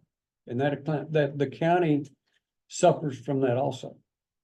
Okay, and so that was one of the points that we were talking about when we decided to set the tax rate to where it would cover these mandates from the state when we were making our decisions. And so, like I said, this being the pilot year that we're running on, next year, we'll have a track record over expenses with the indigent healthcare. And maybe we can get some help from, if the legislature will meet and help us, because they were bragging that they had 32.8 billion in excess funds that they didn't know what to do with. And I could tell the comptroller exactly what they could do with them. They could help us out immensely, and it wouldn't cost 32.8 billion to do it either. And Well, so, arguably, that paid for the increase in our homeowners deduction, or at least part of that overage exemption, excuse me, going from up to $100,000. But of course, the county and the school districts has wiped out any savings we would have actually realized from that. Because they've increased property valuations and now tax rates to the point where not only are we not paying less, which was the intent of the legislature when they raised the $100,000 exemption, we're actually paying more this year than we did last year. So we actually moved backwards. Part of the problem on that is that although the legislature likes to tell you they increase funding for public education in Texas, they in fact cut it. So they cut the state side of it, which puts a bigger burden on the local level. And that's what they've done in every session since I've been involved in this stuff. Every year they come around, they tout how they're for public education. And they're increasing funding with this $32 billion that they've got sitting in Austin. But yet, when you look at the numbers, when you actually look at the spreadsheet, they cut the state side of the funding and which in turn puts more of a burden on the local districts to raise their rates so that they can cover their budget, so that they can keep teachers. And so I just want you to understand that, because that's something that the legislatures won't tell you. They'll tell you they increased funding. They didn't. I do understand, but what I know about, and I'm retired from government. What I know about government budgets is there's a thing called creep in it. And every year there's creep in that budget. You say, well, it's not that big an increase. It's just a penny here, a penny there. But every year there's creep and overreach. And every department budgets a little bit more, some a lot more. And that gives flexibility to our local officials or our state officials or federal officials to move money here and move money there. To pay for things as they come up, but it's creep, and every year, unless there's pushback, just like you go and challenge your property valuations with the tax assessor's office. If you don't fight it. You don't challenge. Excuse me. If you don't fight it, and sometimes even when you do. He sends me, that's why I know. That creep continues every year, year after year after year. And at some point you have to say, guys, we gotta address this creep because we're killing our constituents and we're making it where they can't afford their properties. Now it's great if you got an ag exemption. I mean, because that's a holy cow in Texas, right? But, that doesn't apply to homeowners that are retired on fixed income.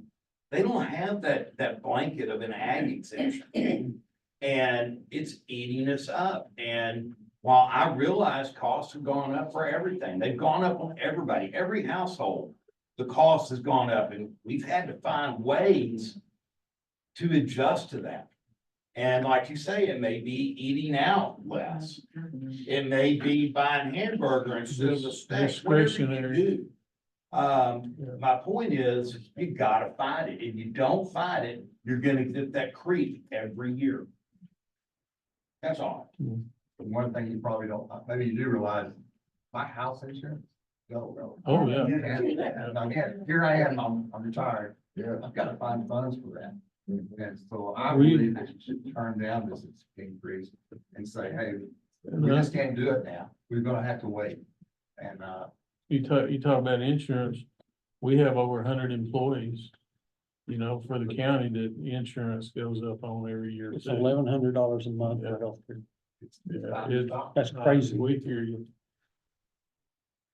And don't think that we're not hearing you. We understand.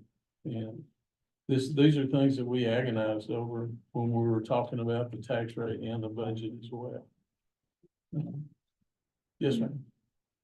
You keep talking about, the tax rate and everything, but what's gonna happen when people are forced out of their homes because they can't afford the taxes? And most of the people out by the lake are, retired and on fixed incomes. And then if they have to sell and they can't sell the house or whatever, you're not gonna get any taxes. I mean, you're basically taxing everybody out. It's gonna reach it at some point. Yeah. Is there a rate less than the one proposed that will adequately fund the county government?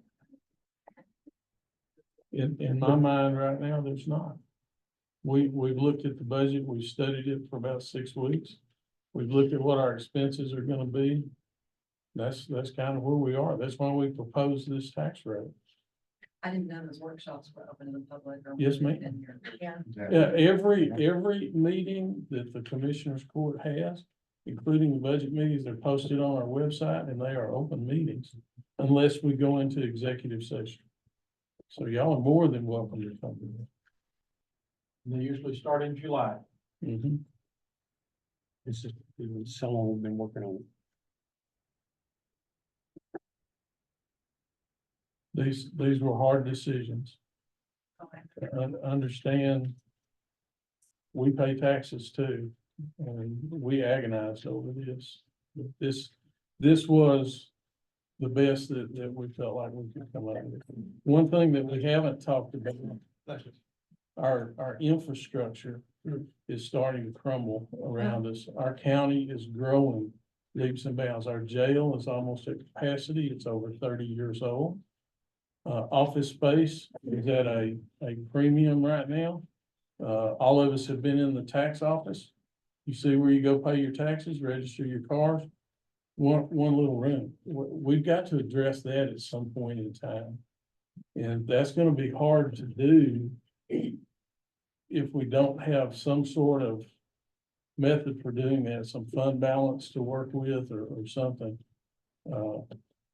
It may come down to a bond election or something of that nature to At least help the us. voters can At vote. least the voters, you As got, opposed to exactly, raising the limit up to the maximum. Just so exactly, voters don't get to thumbs up it or thumbs down, yeah, which is what's happened. yeah. Well, and I think what we have to realize as constituents is, no, we don't like the taxes being raised, but we have to realize that Navarro County is not the same Navarro County that it was 10 years ago. We're growing. There's more people coming into town. For example, when you get more people, you get more indigent people. So the indigent fund will have to increase, and that's something that the county has to have. So with more people coming to town, the county has to raise, their budget or, their tax rate. And I don't think we're looking at it that way. We're looking at our own house alone, but there's many people coming into Parks County, many businesses attracting people, and we probably see it, but we don't want to think about it. And I think that's a decision that our commissioners have to make, and they see it themselves. And in order for our county to continue operating the way that it should, this tax rate will have to be patched. Or, there are some people in here, or some of our deputies, might have to get cut because there's no money in the budget to pay for them. And I don't think we want to see that. We complain now that they're not driving by our house. Well, you might not see one for a while. We don't see them. You might not see them at all. You gotta stay off the sacred cow, that's. Yeah. Yeah, I like social security. All right, anybody else? I wanted to say one thing real quick about it, not necessarily about what everyone's brought up, but I just wanted to make this observation. Our, the only funding that we get from the road and bridge tax, as best we can tell, I think Mike's did a little bit of research on it, but that rate came out decades ago, the road and bridge tax. I would guess even 50 to 70 years ago, maybe, a long time. It has never, ever gone up, ever. If you want one that needs to go up, it's that one. It's never gone up, not one time, since its inception. Just so y'all know. Tax base is down. What's that? I understand, I understand, I'm just saying the rates never increased. Yeah, we play numbers, number games, it's fine, but shell games between you guys and the state and wherever it goes, ultimately, we have to cut the check. Yeah, I'm not disagreeing with you, I'm just letting you know that rate's never increased. I'm not saying it's not bringing in more money, I'm just saying the rate's never increased. You spend money, you don't spend percentages. On that, the core, you just said 75% of the budget is the, you shall do this. How do we address that? For this individual. State legislature. State legislature. Yes, they tell us what we have to do and what we must do. Does everybody in here have an email? Yeah. I would highly recommend emailing our state rep, our state senator, and the governor. And just make it habitual.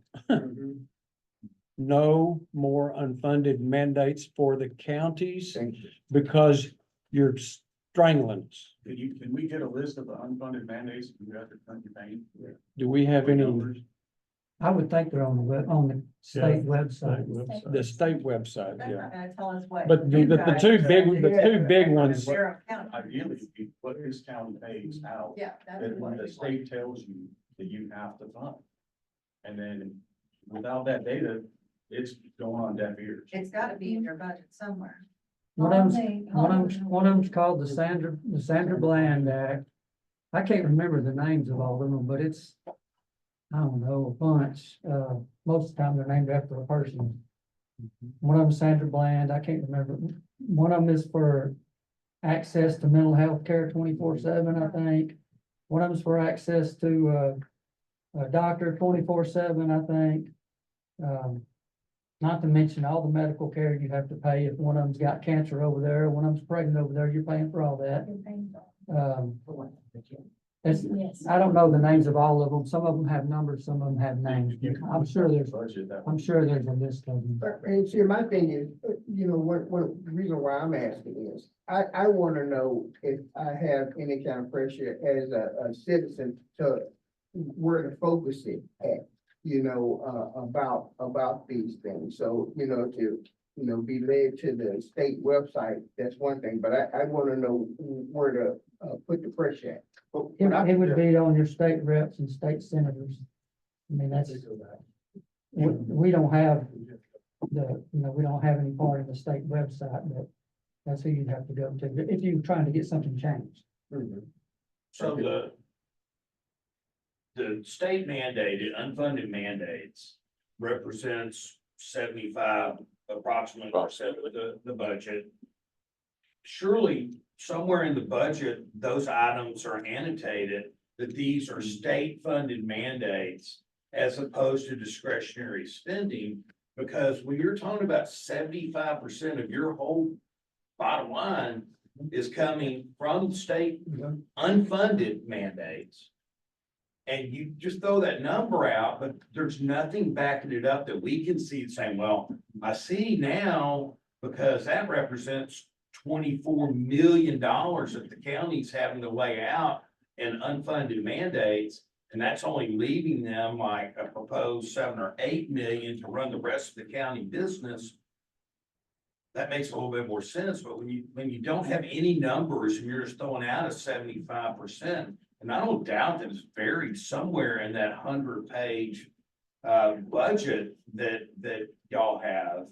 It's just how am I supposed to, as a layman, not an accountant that has untold hours to go through that budget Right. and find out what is an unfunded mandate and what is not. Some of them in there it may not say. I mean, I think it's important that we're able to see that because you're asking us Well, I can tell you to some places. to sign look. on for this tax increase, basically based on unfunded mandate.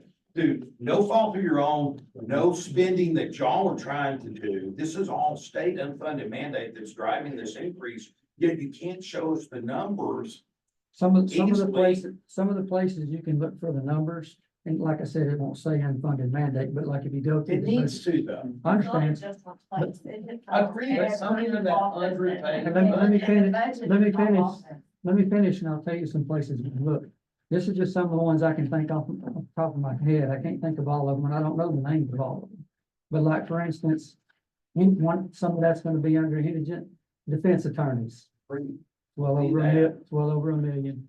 Now you have to have an interpreter in any kind of hearing you have at all, whether it's criminal, civil adoption, something from the CASA down here for children, any kind of court proceeding you have at all now. You have to have a translator and you gotta pay for that translator. Have to be certified. They can't just be, somebody that works for the county But I that guess can the get in there point and is see. that somebody knows what's unfunded in their line item budget, have them put a red highlighter on it and say. I'm just "Here- trying, here, I'm just we're trying, unfunded by 50." I'm probably not giving you the answer you're asking for. I'm just trying to give you some answers. I mean, I can. Cause the state just comes back and says, "Okay, we give the county money. I don't know what they do with it. If you don't have the detail." Well, I'm giving you some detail now. I mean, I can be quiet if you don't want to hear it. We have to furnish those translators, transcripts. I'm just trying to think of things off the top of my head that are just insanely, Any high. much anything to do with a prisoner. I Uh, mean, it- anything that has to do with an inmate. And we You said think it has earlier, to do with we justice. make it sound like this is all the sheriff's departments. That's not true. No. That's not right. Court No. systems. That's from the sheriff's department to the courts, all 3 courts, to your JPs, to your probation officer, to what Sherry and them have to do. A whole lot of the offices, the DA's office, and a whole lot of the other offices in this courthouse, even though they don't directly deal with people get arrested, paperwork passes through their office for something. So if you take that from the beginning of when they get arrested to the end of when they serve their probation, that's where about 70% of your tax money goes. So what I'm saying is if a guy breaks into your house tomorrow, you're gonna be mad, but you're also gonna pay for him to sit in that jail. You're gonna feed him, you're gonna provide him his medical care. You're gonna provide his medical care. You're gonna provide his medical care. You're gonna provide his attorney that's gonna try to get him out of breaking into your house. You pay for everything that they do, and that's for 90-something%. That's for 90% of the people who get arrested. Navarro County is an indigent county and it's full of indigent people and you're paying for them. I'm just telling you, you may not want to hear it. I don't want to hear it, but I'm just telling you, that's what you're paying for. Well, that's my question, 2 questions, how do you change that? You talk to your legislature, And then like we were talking about that 32 billion that's sitting there, how do we get that? Legislature. Legislative. And- Now, we, Believe me, it don't make y'all any madder than it makes me. I have to sit in here and listen to where our money's going and what it's going for. I mean, I don't like it anymore. Well, and that's another part of that. There are countless other little things that come up that the legislature put on us every year. For instance, in our county clerk's office, they have a new system that they're gonna have to do with their record keeping that's required us to hire an additional person just to take care of the workload. That's a requirement from the Both legislature. clerk's offices. Yes, both the district and the county clerk's office. So, yeah. Anyway, We're really forgetting, I mean, you can contact Cody and do whatever we want. But what we need to keep in the back of our minds is when these guys, our state reps, are running for reelection or want to get elected, they come knock on your door in January, kiss your butt, tell you everything that you want to hear, we elect them. And then when it's time for our commissioners to pass a budget, come September or at the end of August, at the beginning of September, everything that has happened in session for our state reps is affecting us here at the House, and we've elected these people. So we need to contact them and tell them, hey, no, you're not going to get elected again if you're going to continue doing this. And we're failing to do that. We get mad now, we'll let the same people come next year. And we have to change it. If we won't change, we gotta change it. But without details, they're not gonna respond to you. You can tell them to your blue in the face, oh, we're being unfunded. They're saying, what exactly are we not funding? And until, I mean, I would love to go to the state and start requesting money and hitting their doors. But without some line items where it hits them right in the face, they just send you a letter back, say, well, we sent a bunch of money to the county. What we can. They're going to play the political card. They're going to tell you, oh yeah, we sent a lot of money to the county. And I'll tell you, when you call Cody's office and ask him to tell you everything that goes unfunded in the county, he's gonna act like he doesn't know. All right, let me get back with you. And then you're gonna wait 2 months before he gets back with you. And it's gonna be like, oh, here, this is how much we send the county. No, I don't wanna know how much you send the county. I wanna know what goes unfunded that you're requiring the counties to do. And I'll tell you, our schools right now are underfunded. The formula has not changed since 2019, I believe. Yeah. It's horrible, but yet they're saying, I'm not gonna give you no more money unless you pass, school choice. Well, that's not fair. And yet our schools are having to pass the highest tax rate in order to keep our teachers in the classroom. And then them same teachers are paying for stuff for the students, like paper and pens and pencils. Out of their own pockets. Will come from this county, is what we're as close as we can get to government right here. This is it. And so that's what we're asking you guys. If you give us the help, itemize this stuff, so I can go back and say, you're unfunding us by $10 million, and here's where we have to pay for this stuff, and you're not sending it. Now, they have to respond specifically to that allegation. Look, We'll organize and send an open records request to the county treasurer's office and say, hey, can you tell me what is in the annual budget that is unfunded by the state? Give them a while. I'm pretty sure they can give it to you and go from there.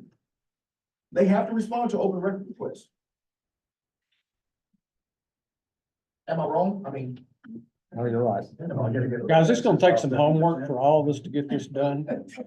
And I'm just telling you, if we sit back and says, do this for us, it's gonna take all of us to make this happen, because we are our own constituents. I will make the open records request. Be detailed. Don't let them give your percentage. Say, hey, one line item. But And see, I think that's a key to what you were talking about. We got to do it together. We can't be talking about, party affiliation. We got to get people in there that's actually gonna do what we're asking them to do. I don't care if they're Martian, you know what I'm saying? Get it, wake up, get right with God, and then get stuff done. That's what we need in there, no matter what the party affiliation. that's right. Yeah. You see. Cause it's right half now. and half down there. Yeah. And the ones who claim they're different. Yeah. They're lying. They ain't no different. And I can tell you I went down there and I sat during a county affairs committee where I had to, talk. testify. There's a club down there and we ain't in it. Hello. Okay? And they treat counties like stepchildren. And this can go on record that they treat counties like stepchildren. And we are an extension of them, when they get to thinking down there and they pass this great thing and they champion themselves and it comes here and all it does is cost us another 800,000 to 1.2 million without any funding, and they're championing themselves down there over what they did, is killing us. And it's turned around and kills all of us, including us up here when we pay our taxes, and including y'all when y'all sit out there and tell us how bad you hate it, because we hate it too. And they treat us like stepchildren with these unfunded mandates and with everything that they do. And I'm sick and tired of it also. I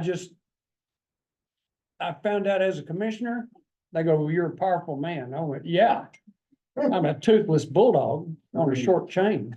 That's about how they treat me down there. And I told my wife, if I ever get any more of these ideas, shoot me. Going down there testifying in front of a committee because you're wasting your time. They've got their minds made up. They know what they're gonna do, and it favors them. With all due respect, that's kind of how we feel here. Well, that's exactly how I feel. It looks like here on the Texas Association of Counties website, it has a part here that says unfunded mandates. They may have a list of them on there. What was that? What was that again? Texas Association of Counties. Yes. That's a group that tries to help county government. They go down and lobby the Yeah. state, and they work hard to try to help with these issues. So Texas Association of Counties would be a good resource, and they're gonna have that information. Here's some, And I'm so glad to see everybody here today.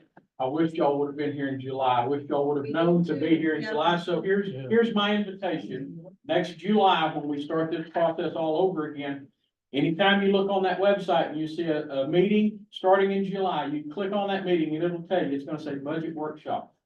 Come down here and then, because that's when these men for the last 6, 8, 9 weeks maybe have been going through this budget line by line, asking these same questions that y'all are asking today. And they've worked through it and they've gone through it and I've been down here to counsel them. Other people have been down here to counsel them, to help them answer questions they had, because they don't want to raise your taxes any more than you want them to. I don't want to pay any more in taxes than I have to. They don't want to and you don't want to. But they've been here working, and I can say, because I've been down here for these budget workshops, I've seen the questions that they've asked and how they've looked and how they've agonized over having to make these decisions. And yes, my county road could be better. I live down at the lake. My family's owned that property since the early 1900s. I still live on a 1-lane road that you do have to pull over on each side, but you know what? It's been that way since that road was built in 1929. And I'll tell you what, but it's a whole lot better than it was in 1929, and it's a whole lot better than it was when I was a kid. And I've seen these commissioners themselves personally out in the county on Saturday morning fixing potholes where they can. Not on my road necessarily, but I see them out in the other areas. I see them working every day. I hear the complaints that they get, and what does a load of asphalt cost you now, Eddie? $2,300. $2,300, okay. We've got some friends. Where? And Yeah. The problem has been getting supplies and how much is Eddie, when you started? Me? Eddie, I'm sorry, Eddie Moore, when you started 8 years ago, what did you pay for a load of asphalt? $1,500. Okay, now you pay $2,300 and that's it, you can get it. And the trucking, because that stuff doesn't magically get there. It takes freight. The bus ride is expensive. And so by the time we get if we use our trucks, you kind of put a number on that, the cost of using your own vehicle. But when you hire it out, you can see exactly what it costs. And it's close to $2,800 to get a load of asphalt put out. That goes up. The way I've been doing it is overlaying, just flat overlaying. And it goes about 150 feet. And so you can see where the bridge and road line item, like I said, on a $1 million home, we get about $250 a year. It goes pretty quick. sir, what's your name in the blue shirt, sir? John Lawrence. Hey, John, this is from 2020 off their website. Legislative. So it's old. I don't know how often they update it, but these are unfunded mandates just from 2020. And it says unfunded mandates are the federal and the state government's way of shifting costs to local property taxpayers to fund the laws or mandates they enact. So one of them was criminal, indigent defense. One of them is incarceration of state inmates in healthcare and county jails. The Indigent Healthcare and Treatment Act, juvenile probation personnel, jail standards, blue warrant inmates, appointment of counsel in child protective service cases, and elections. So there's 8 in one year, in 2020. Now, since in the last 4 years, I don't know how many more, but that's on their website. And it's That's on whose website? Texas Association of Counties. Yes, sir. Here, you can have this. It's got the phone number on here. This has their phone number on there and website and all that. You can check that out. If you want to go on their site, put in county.org and it'll go. And then you can look at their whole, everything. You'll have to, you spend some time getting around in their website, but that might be an easier way for you to do it. Okay, has anybody else got something to say regarding this? I appreciate the conversation today. Anytime I send an email, respond very quickly. I appreciate that. Good, thank you. That was the public hearing on the tax rate. I'm closing that at this point. And number 34 is a public hearing on the fiscal year 2024, 2025 budget. I don't know if there's anything left to say or not. Other than we need to get organized. I just want to add, as far as the indigent healthcare program, I'm not sure what the amounts have been spent in the last fiscal year. I'm new. But I do want to assure you though, with the resources that I have already come across and with the pending policy and procedures that are going to enforce structure and organization, from when the hospital previously had it, I do want to let you know that you will see a decrease in the funding that has been spent. And in speaking about indigent healthcare, I want to thank Marty and y'all for taking this on, because we would have been at a loss when the hospital came to us and didn't want to do it anymore. So thank y'all for that. And I appreciate all y'all coming. Absolutely. Yes, we do. Yes, we do. I wish there were more people. I wish we could reach out to everybody. And like I said just a second ago, we need to get organized and let Austin know that we're mad as hell and we're not taking it anymore. And they can go down there and play their games. But in the end, they won't get reelected. Are all your budget meetings at 10 in the morning? Some of them are at 9, some of them are at 10. It was different times this year according to our And those be schedules. held in the evening. The majority of the population of the county works for school districts and such, and so they can't get off work to come to these types of meetings. That's a good point. We'll consider that when it comes time next year. Nobody shows up. We tried. Yeah, we tried. We tried that about 18 years ago when I came into office. And we held, first one that we did, it's up in the courtroom right above us. In fact, I remember it well. We had full house. It was great. Just like this is right now. The second time we did it, about 5 people showed up. So we said, there's no point in doing this, because if the public's lost interest in it that quick, why should we put ourselves out, come sit up there and wait on someone to come when they don't care anymore? So if y'all want to do that, I don't mind us doing an evening session at all. We can try it and see how well it works, but need you to come. Judge, I'll tell you, I go to commissioners meeting, school board meeting, city council meetings. City and school board are in the evenings. People get on Facebook and talk about, it being during the day, or they want it in the evenings. Nobody's showing up. The only time they show up is when you are talking about budget and tax rate. And they're gonna show up whether it's at 10 o'clock in the morning or 5 o'clock in the afternoon. And we don't, you're not gonna see a difference. You might see a couple here and there, but everything is live streamed. If they really wanna watch it, they, will watch it on Facebook or You know, if they really wanna come, they'll actually be here, but changing it in the evening time, I don't see a big change. And I know you work for the school district. Well, you made the comment about, you know, most of the people out in the county work for the school district, but during these budget talks in June and July, school is out. And you're able to come to those if that's a, you know, big issue, but I mean, changing the time is not, you're not gonna see 2 or 3 people show up.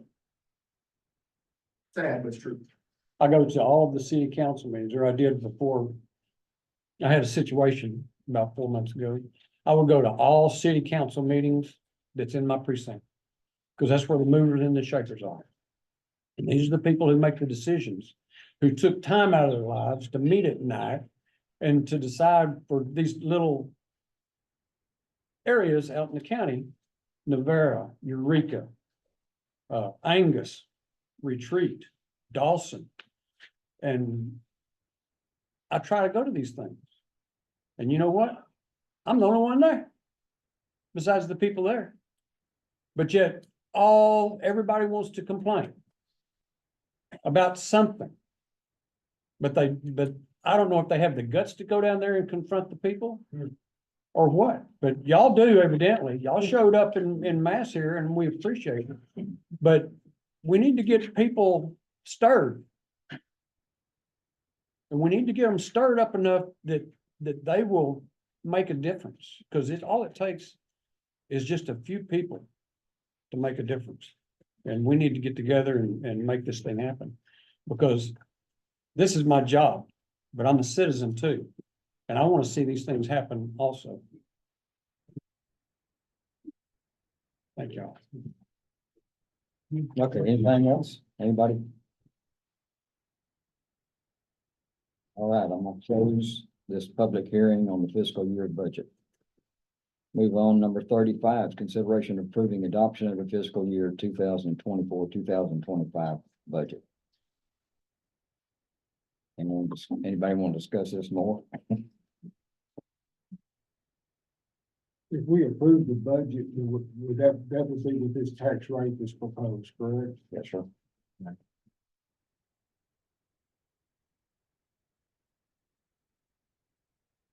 So. I'm torn, but I'm gonna make a motion that we adopt the fiscal year 24-25 budget. Do we have a second? Judge, let's wait for Judge, for. Okay. Oh, okay. Okay, we can do that. Yeah, it's got to be a record vote. You know, down on purpose. Could have, there's some telling. No, he knows that. He knows it's a record vote. I have a neighbor that it's. It's on YouTube. Yeah. So I need to tell her to find it on YouTube. Sure. Okay. And then you can also look for the NAVCO Chronicle. We live stream all of these meetings Okay. on Facebook. On Facebook. Yes. Yeah, on their Facebook page, they go to all the meetings, and so you can catch them live, you can watch them live. So they've gotten really good about that. Even the little city council meetings, any meetings they get noticed of, they get out there, and I see them all the time at the different meetings. Yes. No one ever here. We also do city council meetings as well. As many as we can get to, so. That's the name on Facebook, NAVCO. The NAVCO Chronicle, yes, ma'am.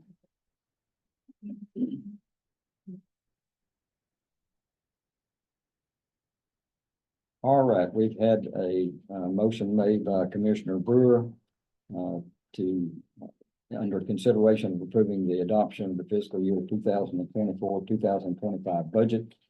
I will ask for a second on that, please. I'll make it. I'll do the second then. All right. But this is a record vote, and I'll start with Commissioner Grant, precinct 1. Aye. Precinct 2. No. 3. No. 4. Aye. Yeah, thank you, sir.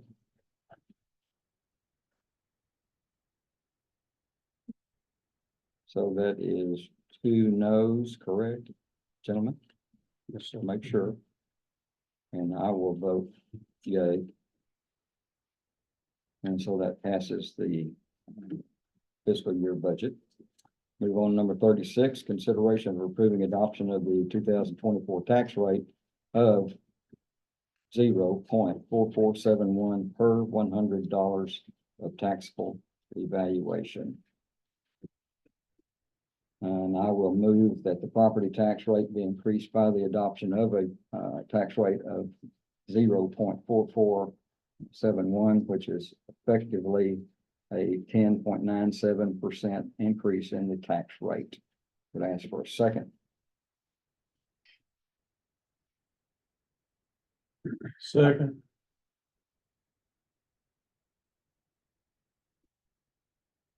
And again, a record vote, Commissioner Grant, No. Commissioner Perry, No. Commissioner Moore, No. and Commissioner Brewer. Aye. Mm.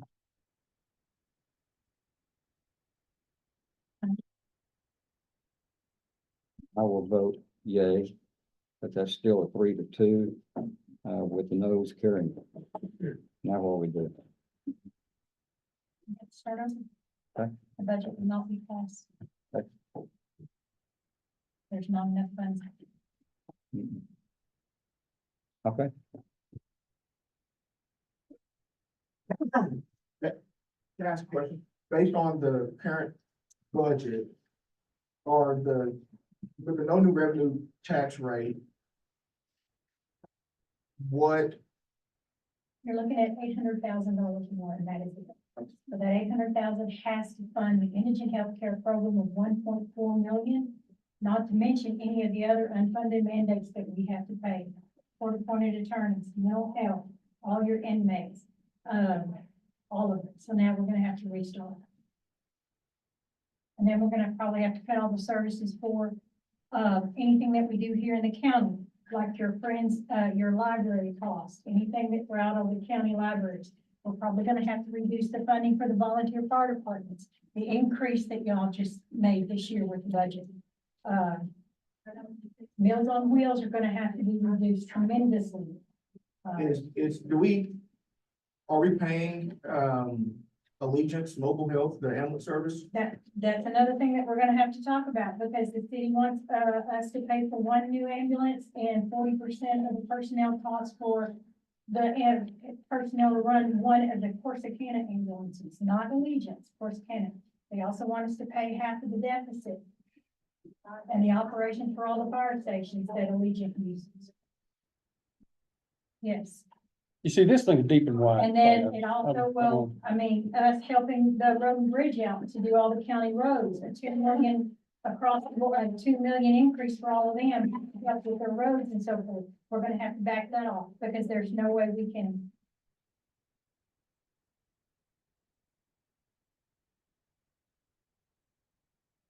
bad day at BlackRock, folks. All right. That is failed. Number 37 is executive session pursuant to the Texas Government Code, section 551.0725 to discuss contracts. Need a motion to go into that, please, gentlemen? Judge, I think we're going to have to go back now, because we just passed the budget with that amount of money, with that tax rate. Y'all passed that budget, and so now you're saying that you're not gonna pass that tax rate, so we've got to go back now and rescind that vote on passing that budget. Yep, you're That's the right. only way I know to report it.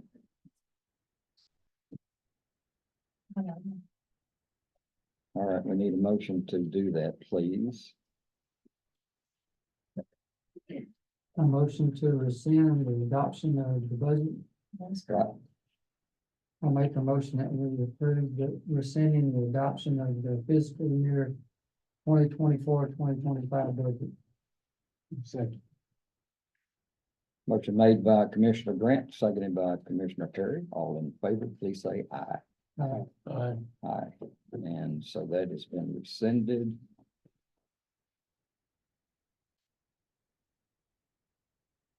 All right, back again. Number 37 is executive session pursuant to the Texas Government Code, section 551.0725 to discuss contracts. We need a motion to go into that, gentlemen.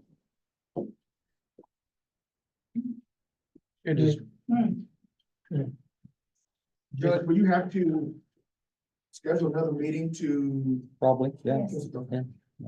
And the budget should have been adopted 30 days prior to the end of the current fiscal year. The end of our current fiscal year is September 30th. So it might have to be adopted by August the 30th? Yep. And how long does it take? I know it has to be, 48 hours before you can call the 72. 72. Oh, so that's like today. Yes, I'll have to schedule it for the 30th Friday. Anybody's asking. Real simple is, what's your next plan? Got the budget, got all the extra funding that we were gonna do for the volunteer fire departments, the road and bridge fund, a majority of the extra stuff that we have. That's the only thing we can do. So you cut me to the volunteer fire department that take care of the rural areas. That And is it correct. doesn't bother you guys. Oh, yeah, it bothers us. absolutely. No, I'm saying. We're talking about the extra that they Extra. wanted, that they fought for this year. The thing is that the things would change after all this was done, so. Yes. We have to start looking at everything that we're gonna help everybody else out. This is what I meant when I said, what don't you want? Okay, with the- So we're talking about the extras. I mean, we're all, right now, times are tough. We don't have the extras in our household like we might have had, 3 years ago. Maybe the county's not in a position to fund the extras. I know we do a lot of fundraising for the volunteer fire departments in our area around the lake, and we raised over $1 million. That's not what they tell us, though. That's not what they tell us. They can't say that they can do. So Terry, right now, does the county pay allegiance for their ambulance services? Or, No, we do not. okay, and the city is wanting you to do that. All we're doing is paying off the deficit. Okay, but the city is wanting you to pay for what exactly? They want us to purchase one ambulance Mhm. and, support the operations for that one ambulance, which is Corsicana number 7. Yeah. Plus the, fire stations, a portion of the fire stations that Allegiance leases, Mhm. am I correct? Oh, to help part that operation of the maintenance on those buildings, and half of their deficit for the EMS service. Okay, so are we in a contract right now with the city of Carson County for ambulance services? No, we're just, there has not been a contract or an interlocal agreement done since 2020. Okay, so my question to the commissioners are, so now that the city probably won't get what they want, and they say, okay, we're not gonna offer ambulance services to you now, what's the plan? There is not. It's kind of sad. It's not like 1%. No, this was the plan, but we work for y'all and we represent y'all down here. And I listened to the people that email me and I voted accordingly against my business knowledge. I voted accordingly. And now we're in a bind And I think. what needs to over happen- $13 per 100,000. I think what needs to happen now, they go through the budget, and I know the county has been very generous with other entities in the county supporting them. I think it's time we go look and see, okay, we've been supporting these people for X amount of years. Are they still doing what they said they're going to do? And are they still offering these services? If they're not, we need to cut them and go from there. I mean, that's a start, but we got 4 days to figure it out.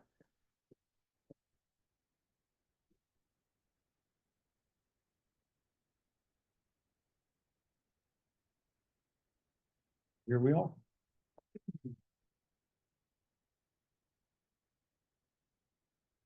All right, I will repeat myself one more time. Item number 37 is executive session pursuant to the Texas Government Code Section 551.0725 to discuss contracts We need a motion to go into that session, please. It is 12 minutes after 12. I move that we move into executive session pursuant to Texas Government Code Section 551.0725 to discuss contracts.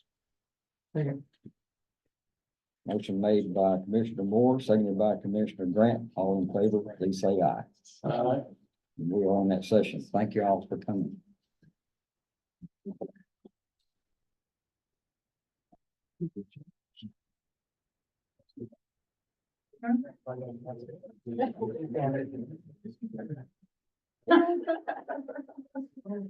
Where?